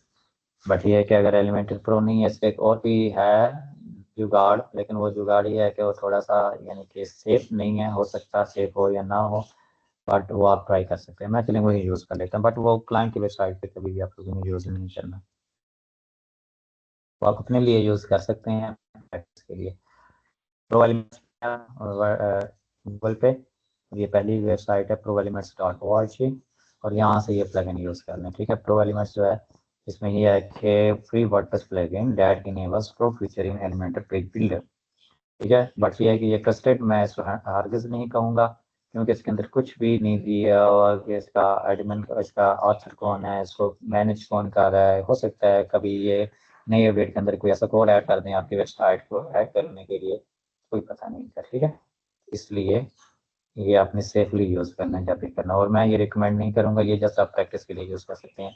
हाँ, क्रैक यूज़ करने से बेहतर है कि ये यूज़ करने में ज़्यादा बेहतर रहेगा। ठीक है, तो ऐड न्यू पे जाता हूँ, अपलोड, चूज फाइल, कंप्रेस्ड, और ये प्रो एलिमेंट्स आ गया हमारे पास। ठीक है, इससे ये टेम्पलेट्स के अलावा आपके पास टेम्पलेट्स और सपोर्ट के अलावा एलिमेंटर के सारे फीचर इनेबल हो जाएंगे। और ये प्लगइन के थोड़े से डिसएडवांटेजेस भी हैं कि ये हैं कि इसकी अगर आप यूज़ करते हैं तो वेबसाइट की स्पीड पे फ़र्क पड़ता है, वेबसाइट की परफॉर्मेंस पे काफ़ी ज़्यादा फ़र्क पड़ता है, स्पीड एंड परफॉर्मेंस होगी। और इसका ऑथर हमारे पास नहीं है कि ये कौन सा ऑथर है कौन सा नहीं है। ठीक है, नहीं इंटरेस्टेड भी है या नहीं है, कुछ भी पता नहीं इसका अभी के लिए। तो ठीक चाह रहा है, हो सकता है कब ये क्या कर दें तो पता नहीं होता, इसलिए जस्ट प्रैक्टिस के लिए आप इनको यूज़ कर सकते हैं। नहीं तो सिंपली आप अगर अफोर्ड कर सकते हैं तो एलिमेंटर प्रो का लाइसेंस आप साल के लिए बाई कर सकते हैं क्लाइंट के लिए। अगर क्लाइंट भी नहीं अफोर्ड कर सकता, आप भी नहीं कर सकते, तो फिर कुछ एजेंसी वाले होते हैं जिनके पास एजेंसी का प्लान होता है एलिमेंटर प्रो का। अनलिमिटेड वेबसाइट्स होती हैं, 1000 वेबसाइट्स हैं ऑलमोस्ट इसके अंदर। ठीक है ना, वो उन्होंने बाई किया होता है, वो आपको 1500 से 2000 में वो लाइसेंस एक प्रोवाइड कर देते होते हैं 1 साल के लिए। ठीक है, 1 साल के बाद आप दोबारा 1500 से 2000 के अंदर, हर किसी की अपनी डिफरेंट प्राइसेस हैं, तो किसी ट्रस्टेड बंदे से लिया जा सकता है वो वाला लाइसेंस। जैसे फर्ज करें मैं हूँ, मैं क्लाइंट्स के लिए फर्ज करें मुझे काफ़ी ज़्यादा ज़रूरत पड़ती है और मेरे पास अपना एक एजेंसी का अकाउंट है एलिमेंटर प्रो का, तो मेरे पास क्योंकि अनलिमिटेड वेबसाइट है, 1000 वेबसाइट इतनी आसानी से तो नहीं मुकम्मल हो जाती ना, 5 वेबसाइट का होता है या 25 का या 1000 का, तो 1000 वेबसाइट 1 साल के अंदर कौन बनाता है। ठीक है, और इसी तरह फिर वो आगे सेल करते रहते हैं डिफरेंट किसी भी रिक्वायर्ड हो, तो इस तरह उनका भी फ़ायदा हो जाता है, हमारा भी फ़ायदा हो जाता है और क्लाइंट भी खुश, क्लाइंट का काम भी बिल्कुल सिक्योर, कोई इसमें इशू नहीं है। ओरिजिनल प्लगइन हमने हमेशा यूज़ करने हैं, कभी भी कोई फीचर ऐड करने के लिए कोई भी गलत रास्ता इख्तियार नहीं करना। या तो आप खुद कोडिंग करें या ओरिजिनल लाइसेंस किसी का बाई करें या फिर आप उसका यानी कि किसी एजेंसी से लाइसेंस बाई कर सकते हैं।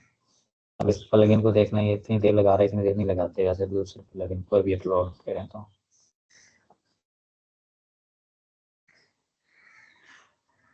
अब ये डिफ़ॉल्ट हेलो एलिमेंटर थीम का यहाँ पे इंटरफेस है हमारे पास फ्रंट एंड पे, यानी कि डिफ़ॉल्ट इस तरह होता है, बिल्कुल ब्लैंक, ना कोई हेडर ना कोई फुटर ना कुछ, कुछ भी नहीं है इसके अंदर। ठीक है, अपलोड हो चुका है, इसको हम एक्टिवेट कर देंगे।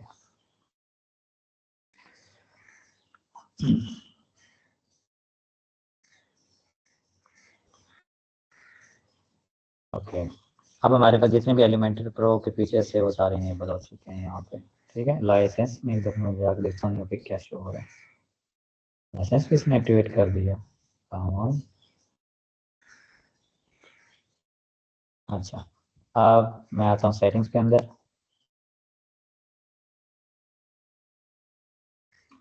अब एलिमेंटर आपने कहाँ कहाँ यूज़ करना है, पोस्ट के ऊपर मैं नहीं यूज़ करूँगा, मुझे जस्ट पेजेस पे ये भी चाहिए। इन दोनों को मैं डिएक्टिवेट कर दूंगा ताकि जो थीम की स्टाइलिंग है वो इशू ना करे हमारे लिए फ्यूचर में।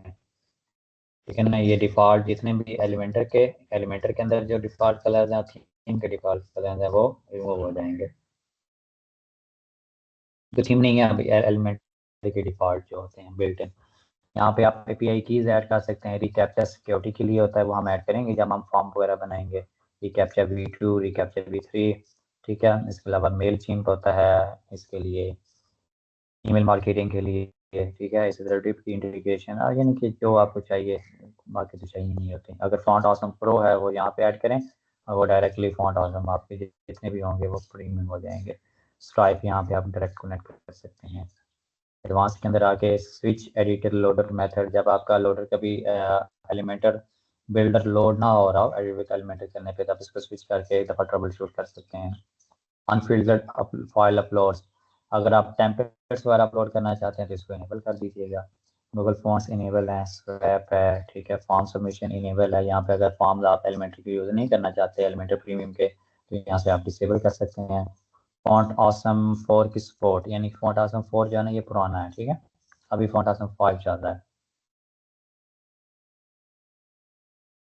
That make sure all previously, यानी अगर आप फॉन्ट ऑसम 4 के भी अगर आप आइकन वेबसाइट के अंदर यूज़ करते हैं तो वो भी सही शो होंगे अगर आप इसको इनेबल करते हैं। तो अभी इसको इनेबल ही कर देते हैं। परफॉर्मेंस के अंदर आए, सीएसएस प्रिंट मेथड एक्सटर्नल, यानी अलग फाइल के अंदर जितने भी स्टाइल्स होंगे वो अलग हो जाएंगे।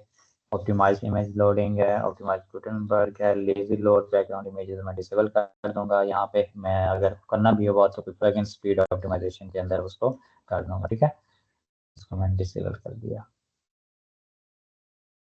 इसके बाद है फीचर्स।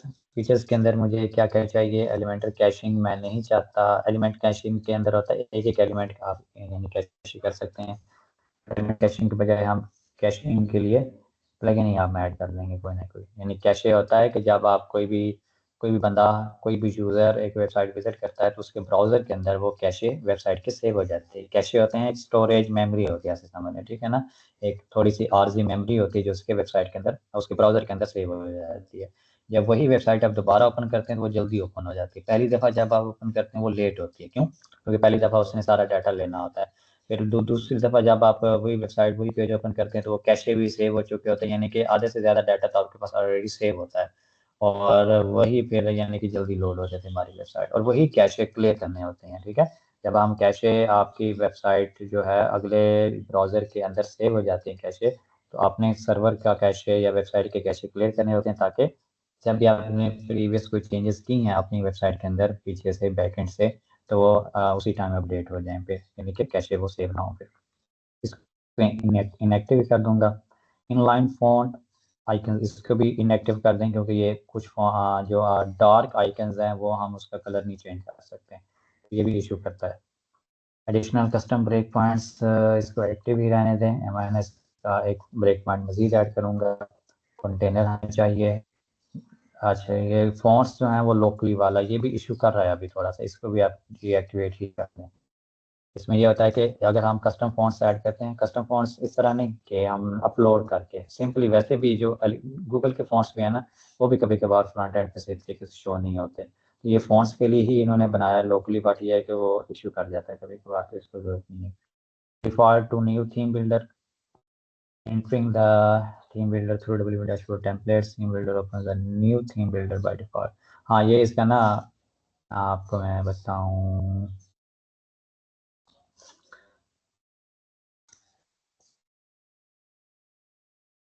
जैसे यहाँ पे हम ना आप जाते हैं टेम्पलेट्स और थीम बिल्डर के अंदर, अभी ये नया बिल्डर का इंटरफेस आएगा हमारे पास, थीम बिल्डर का, ठीक है, नया इंटरफेस है ये वाला, ठीक है, ये न्यू इंटरफेस इन्होंने बनाया हुआ। अगर आप न्यू इंटरफेस, अगर कोई पुराने हैं आप लोग, आप तो पुराने नहीं हैं, आप नए हैं, ठीक है, तो इसको इनएक्टिव कर देता हूँ, फिर इसको मैं दोबारा रिफ्रेश करता हूँ तो वो पुराने वाला इसका ये इंटरफेस आ जाएगा। अगर आप पुराना चाहते हैं तो पुराना भी यूज़ कर सकते हैं।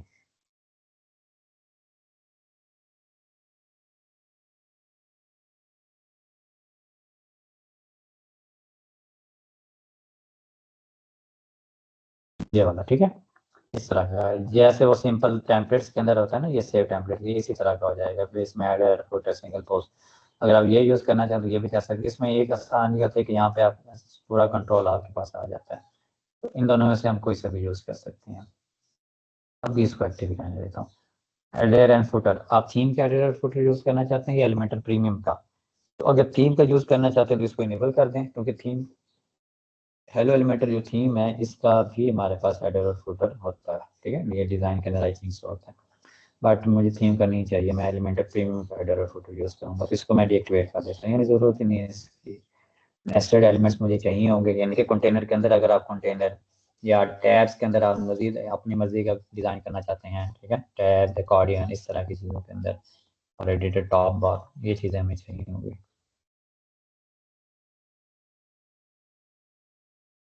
सो तो ये हमारे पास इसकी सेटिंग हो चुकी है। कस्टम फॉन्ट हमें नहीं चाहिए, कस्टम आइकन नहीं चाहिए, कुछ भी नहीं चाहिए। अच्छा, एलिमेंट मैनेजर के अंदर जाके मैं कुछ फालतू एलिमेंट्स डीएक्टिवेट ही कर देता हूँ, वो बाद में भी आप कर सकते हैं, बट मुझे जो पता है कि इनकी ज़रूरत ही नहीं है, उनकी ज़रूरत ही नहीं है। अच्छा, बल्कि नहीं, अभी रहने दें, अभी सारे इनेबल रहने दें, इसको चेंज की ज़रूरत नहीं है, क्योंकि इसमें काफ़ी सारी चीज़ें जो हम यूज़ करेंगे शायद। अच्छा बस, और इसमें कुछ भी नहीं है हमारे पास, ये सारी सेटिंग हो चुकी हैं। अब सिंपली हमने आना है पेरेंट्स के अंदर, इसमें डिज़ाइन के अंदर क्या है, एक दफ़ा मुझे ये चीज़ चेक कर लेने दें, क्योंकि मैंने तो थीम को कभी छेड़ा ही नहीं है जब हेलो एलिमेंटर प्रीमियम यूज़ कर रहा होता हूँ। स्टाइल्स पैटर्न, अच्छा ये हेलो एलिमेंटर के स्टाइल्स और पैटर्न इसके अंदर है पड़े, यानी इसके अपने भी थीम के स्टाइल्स हैं पड़े, तो इस वजह से मैंने वो डिसेबल कर दी है, और ज़्यादा बेटर रहेगा। ठीक है, और बाकी हमने थीम का कुछ भी नहीं करना, हमने अब जो भी करना है वो एलिमेंटर के अंदर ही करना है सारी चीज़ें। ठीक है, टेम्पलेट्स के अंदर आए, थीम बिल्डर के अंदर आए, यहाँ पे भी वही चीज़, अब मैं नया इंटरफेस वाला ही हमें यूज़ करना है, वो ज़्यादा इजी रह जाता है, प्यारा लगता है बैकग्राउंड वैसे इसका। हेडर हमने ऐड करना है, फुटर ऐड करना है, सबसे पहले ये दो चीज़ें ऐड करेंगे। उससे पहले हमने एक डिज़ाइन फाइनल करना है, डिज़ाइन फाइनल करके हम इंशाल्लाह इस पर काम कंटिन्यू करते हैं।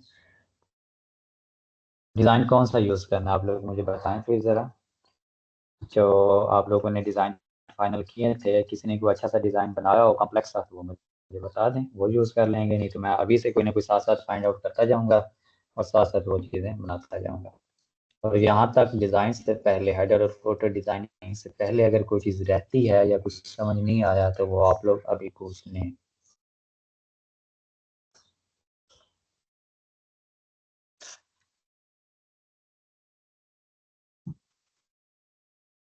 ओके है सब कुछ? और जी सर, डिजाइन में तो यही है कि आप ये देख लें जिसमें हर चीज कवर हो जाए। जब हम उसको पूरा डिजाइन बनाए तो हमें हर चीज उसकी समझ आ जाए, कवर हो जाए, मुकम्मल एलिमेंट प्रो, वो ज्यादा बेहतर हो रहेगा। गया। फिर वो अब आप खुद ही देखेंगे कौन सा ज्यादा सूटेबल है, जिसमें हर चीज कवर हो जाए। हम ऐसा करते हैं कि देखते हैं कोई ऐसे रिसोर्सेज जहाँ से हमें कोई ना डिज़ाइन मिल जाए। मैं Pinterest एक दफ़ा चेक कर लेता हूँ।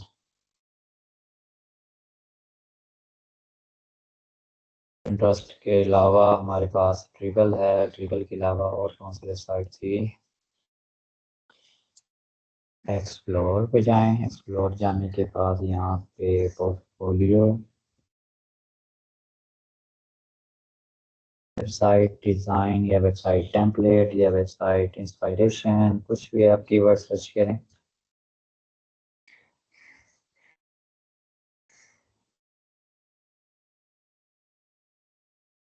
अच्छा जस्ट एक मिनट।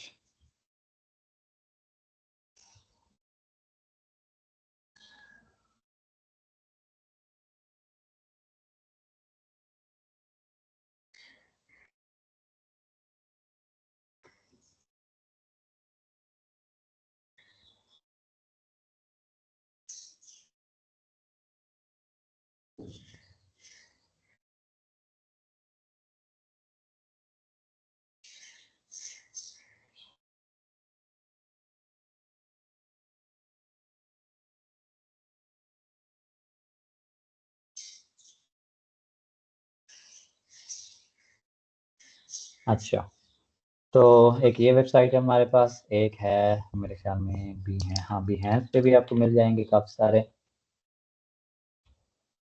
टेम्पलेट्स। अच्छा, Pinterest पे हम देख लेते हैं कुछ अगर मुझे नज़र आता है तो।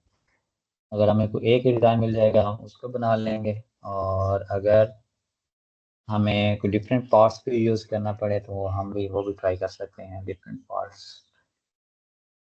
कलर स्कीम, सबसे पहले तो हमें ये रिसर्च करनी है कि हमें डार्क में चाहिए या फिर वाइट में चाहिए, कलर स्कीम हमें ज़्यादा कौन सी चाहिए। ठीक है,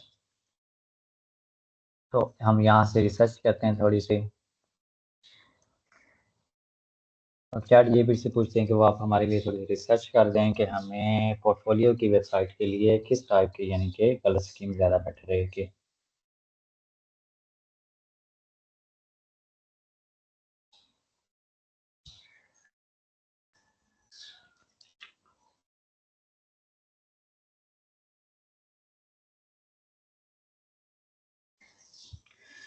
अच्छा मुझे अपनी पोर्टफोलियो वेबसाइट के लिए कलर स्कीम वालेकुम चूज करनी सलाम। है। كيف الحال يا शेख? या शेख अपना माइक बंद कर दिया करें, ठीक है। तो बात मुझे अपनी पोर्टफोलियो वेबसाइट के लिए कलर स्कीम चूज करनी है। क्या मुझे डार्क में जाना चाहिए या सिंपली इसके लिए कह दो कि डार्क या फिर वाइट, ठीक है।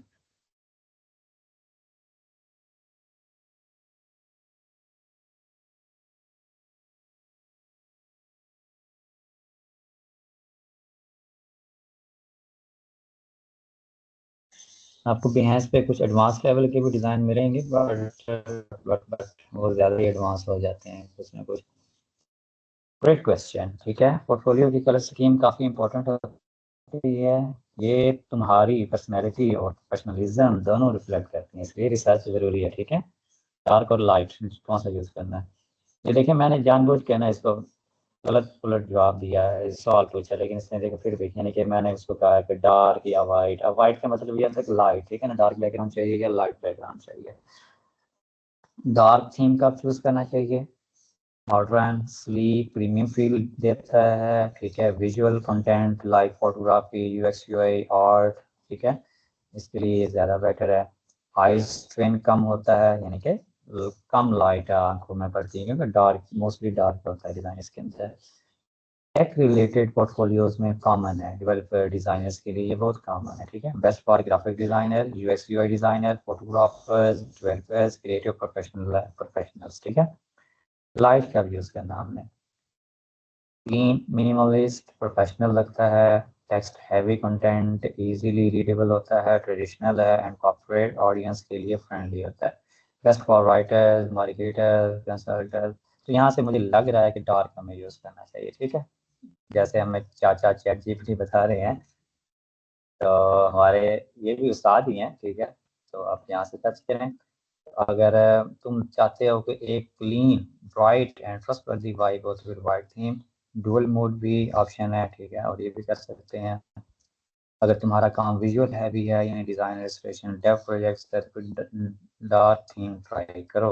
ऑर्डर दे रहा है हमेशा। तो आप लोग बताएं, डार्क चूज करना चाहिए या व्हाइट में जाना चाहिए। यहाँ से भी हम कुछ और भी देख लेते हैं। ज़्यादातर जो पोर्टफोलियो वाले हैं ना, वो डार्क ही यूज़ किए हुए हैं लोगों ने।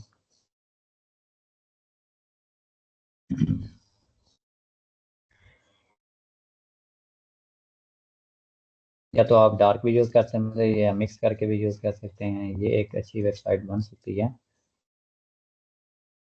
Home page. लेकिन ये कुछ ज़्यादा ही थोड़ी सी कॉम्प्लेक्स भी हो सकती है। इसमें आप हर एक चीज़ एग्जैक्टली अचीव नहीं कर सकते, ये भी मैं आप लोगों को बता दूँ। यहाँ पे Behance पे आपको बड़े एडवांस लेवल के डिज़ाइन मिल जाएंगे। डिज़ाइनर का काम होता है डिज़ाइन डिज़ाइन बनाना। वो ये नहीं देखता कि वो आप किसी बिल्डर के अंदर उसको इजीली बना सकते हैं या नहीं बना सकते हैं। उस पर बहुत सारी पॉसिबिलिटीज़ होती हैं। आप कोडिंग के ज़रिए से भी कर सकते हैं, आप किसी और तरीके से भी। आपको फिर प्लगइन्स फाइंड करने पड़ते हैं उससे रिलेटेड, अगर आपको कोडिंग नहीं आती तो। अच्छा, अब कोई मॉडर्न सा ही देखेंगे, पुराने तो वैसे भी कोई फ़ायदा नहीं है उनका। जैसे अब ये देखें, ओपन करने के लिए मुझे यहीं से करना पड़ेगा।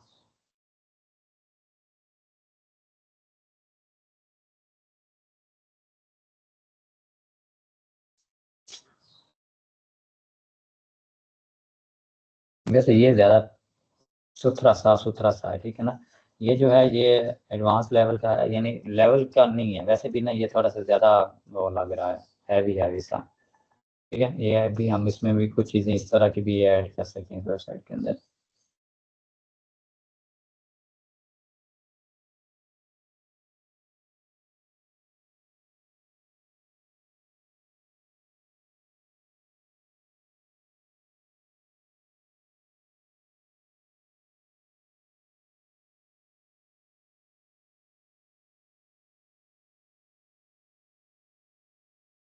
पोर्टफोलियो के अंदर ज़्यादातर जो कलर चलता है ये वाला चलता है, ठीक है। इसको वो कहते हैं जामनी कलर। रेड भी चलता है, नीला भी काफ़ी चलता है, ठीक है। नीला, रेड, ग्रीन, इस टाइप के कलर बड़े चलते हैं। ब्लू, ठीक है, इलेक्ट्रिक ब्लू, ब्लू हो गया। और उसके बाद वाइब्रेंट पर्पल, ऑरेंज, ऑरेंज के बाद ग्रीन, ग्रीन के बाद रेड, कोरल सॉफ्ट रेड, यानी कि ना इस तरह आप इनमें से कोई सा भी कलर स्कीम से ना आप इनको फाइंड आउट कर सकते हैं। और कलर स्कीम तो हम अपनी यूज़ करेंगे, हम अपनी ही बनाएंगे कलर स्कीम।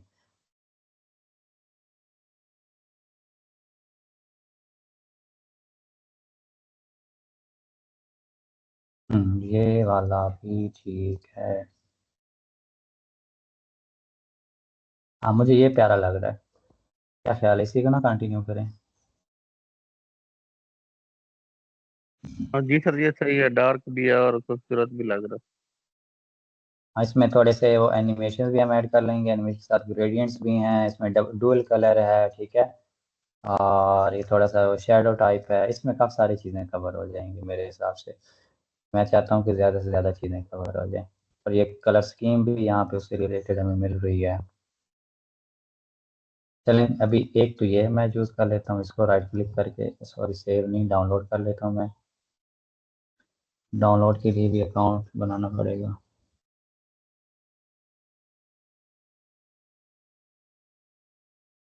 ज़रूरी है।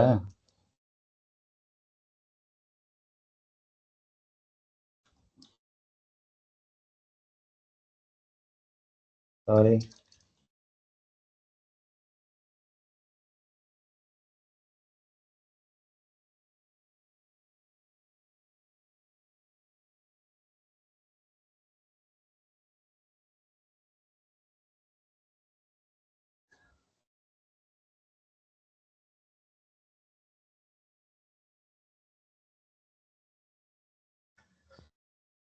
व्हाट आर यू इंटरेस्टेड इन?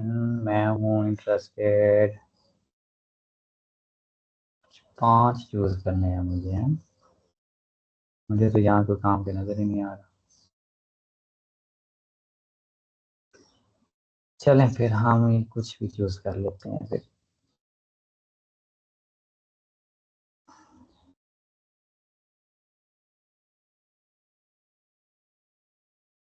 हमारे रिलेटेड तो है ही कुछ नहीं यहाँ पे। जो आप यहाँ पे चूज़ करेंगे वही फिर इसमें दिखानी है फीड्स के अंदर ना, उससे रिलेटेड, वरना आपको सर्च आउट करना पड़ेगा। अब वो फिर दोबारा से मुझे फाइंड आउट करना पड़ेगा वाला डिज़ाइन। पोर्टफोलियो वेबसाइट डिज़ाइन,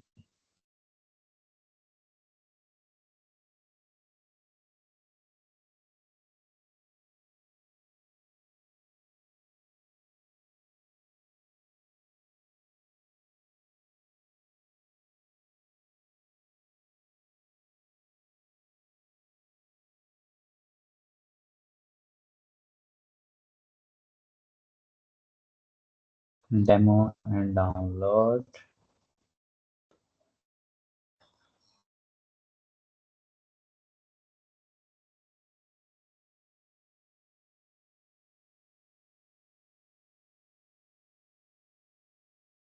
हाँ, ये डेमो इसका है ही नहीं लगता।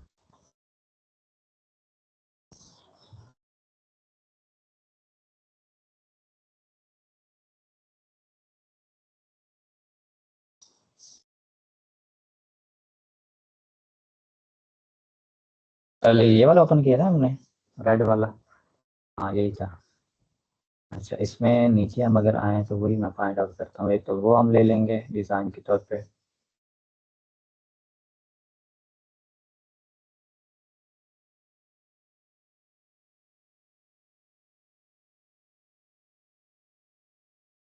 अगर कोई और भी आप लोगों को अच्छा लगे इनमें से ना, तो आप सजेस्ट कर सकते हैं, वो भी हम कंसिडर कर सकते हैं, उसको भी गया है।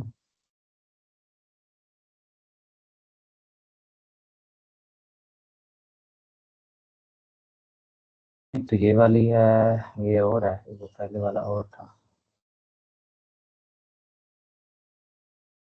ये वाली, ये वाला।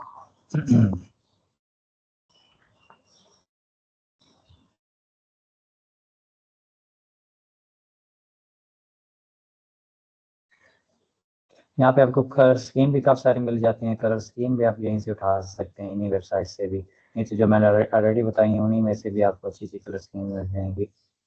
यहाँ पे आपको विजुअल के साथ नज़र आ जाते हैं कलर स्कीम्स। अच्छा, हम ना कोई और ओपन करते हैं वहाँ से। एक और मुझे नज़र आया था, वही कर लेते हैं। कलर स्कीम तो हम अपने हिसाब की भी रख सकते हैं, उसमें कोई इशू नहीं है।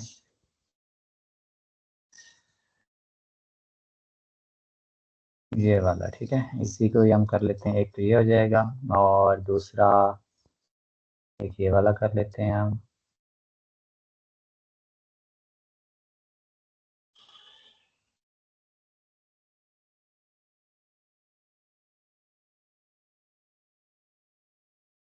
ठीक है,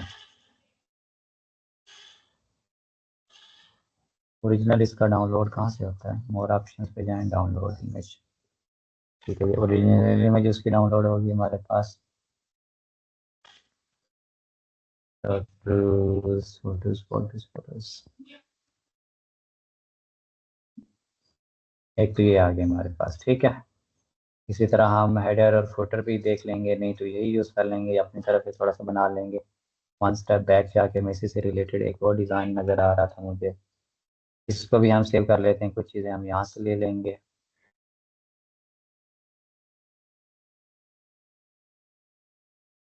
ये दो चीज़ें होंगी। उसके बाद मैं देखता हूँ पोर्टफोलियो, हेडर। ये हेडर अच्छा सा हमें मिल जाए। पोर्टफोलियो टेम्पलेट हेडर आप चूज़ कर लें, पोर्टफोलियो वेबसाइट हेडर, या simple website header design search कर लेते हैं।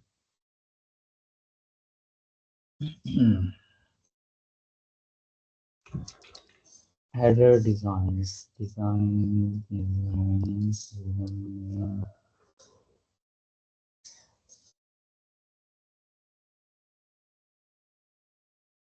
हेडर वैसे भी हमने सिंपल सा ही रखना है, इसमें ज़्यादा कम्प्लेक्स चीज़ें वैसे भी नहीं हमें चाहिए।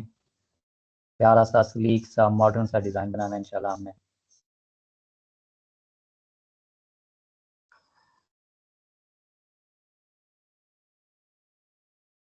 आप ये देखें, इसमें आपको हेडर के काफ़ी सारे ऑप्शन नज़र आ जाएंगे, इन्हीं में से कोई सा भी हम रख सकते हैं हेडर को।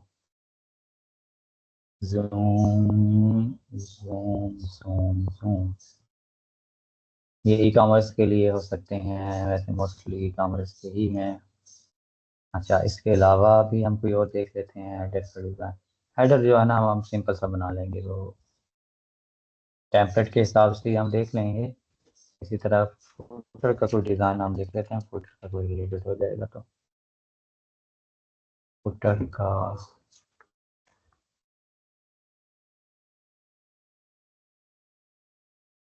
डार्क में चाहिए तो यहाँ पे आप डार्क में देख लें।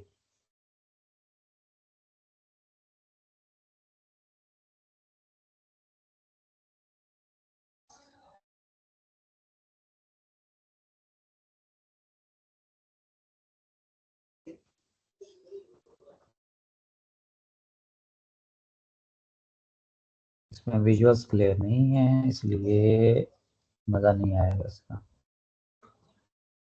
अलग अलग ना फिर है।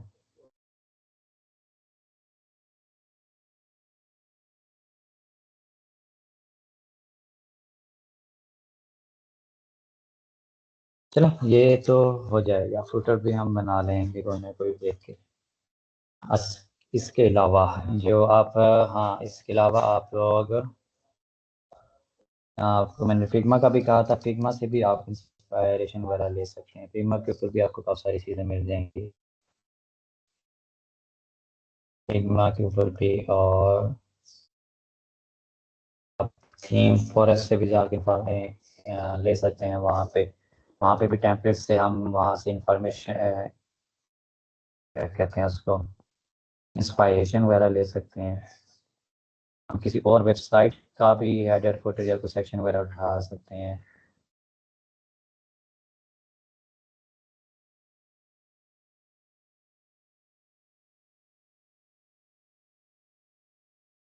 अच्छा, community resources templates templates templates templates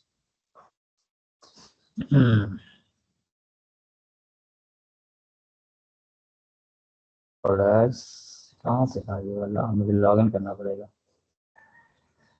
solutions, UX design, web design,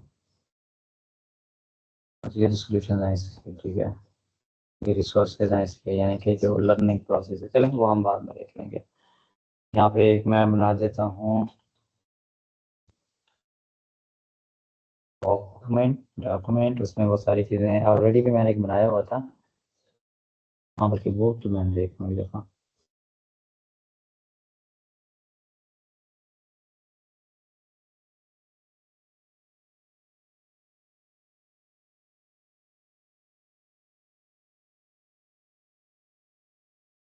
design inspiration थी ये इमेज, ठीक है। मैंने कुछ चीज़ें इकट्ठी करके रखी हुई थी।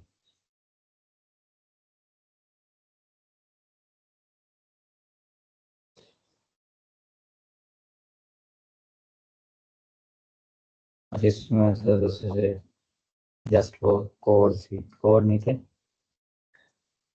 प्रोग्राम EM जब हम देख रहे थे वो वाले थे। अच्छा, तो ये वाला हम देखेंगे, इसमें मज़ीद चीज़ें भी हम देख लेंगे। इसमें से कोई चीज़ चाहिए तो वो भी हम ऐड कर लेंगे। CTA सेक्शन यहाँ पे पड़ा, फुटर भी इसी तरह का हम बना लेंगे। फॉन्ट्स भी हमने ऐड किए हुए थे। टेक्स्ट जस्ट फॉर क्लास के लिए था।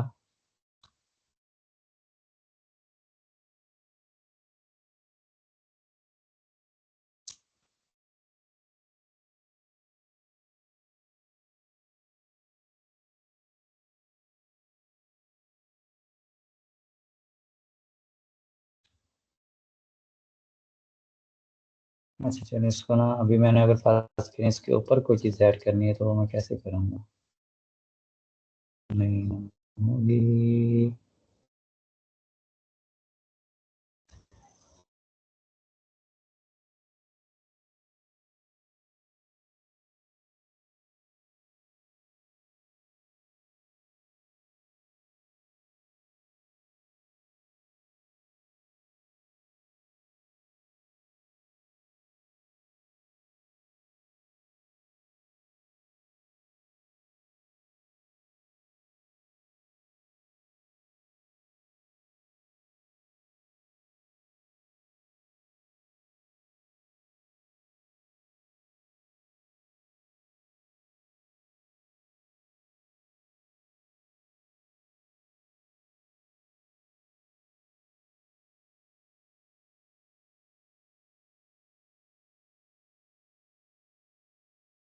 ओके हो गया। अब नेक्स्ट क्लास के अंदर ना हम बाकी सारी चीज़ें देख लेंगे। कलर स्कीम हमने फाइंड आउट करनी है, कोई अच्छी सी कलर स्कीम के साथ हम फिर फॉन्ट्स देखेंगे, ये वाले यूज़ कर लेंगे या जो फाइंड आउट करके रखे उनमें से कोई अच्छा सा कोई कॉम्बिनेशन देख लेंगे हम, ठीक है। फॉन्ट के साथ कलर्स हैं, कलर्स के साथ फिर हम ये सारी चीज़ें सेटअप करेंगे। कलर्स यानी कि एलिमेंट्री के ग्लोबल्स के अंदर वो सारे फॉन्ट्स और कलर सेटअप करके उसके बाद हम इंशाल्लाह हेडर और फुटर पे काम करते हैं। हेडर और फुटर के साथ साथ बाकी जो चीज़ें होंगी वो भी हम इंशाल्लाह साथ साथ करते हैं। ओके हो गया, आज के लिए इतना काफ़ी है ना। बाकी कोई क्वेश्चन है तो वो जी पूछिए। सर, बिल्कुल काफी हो गया।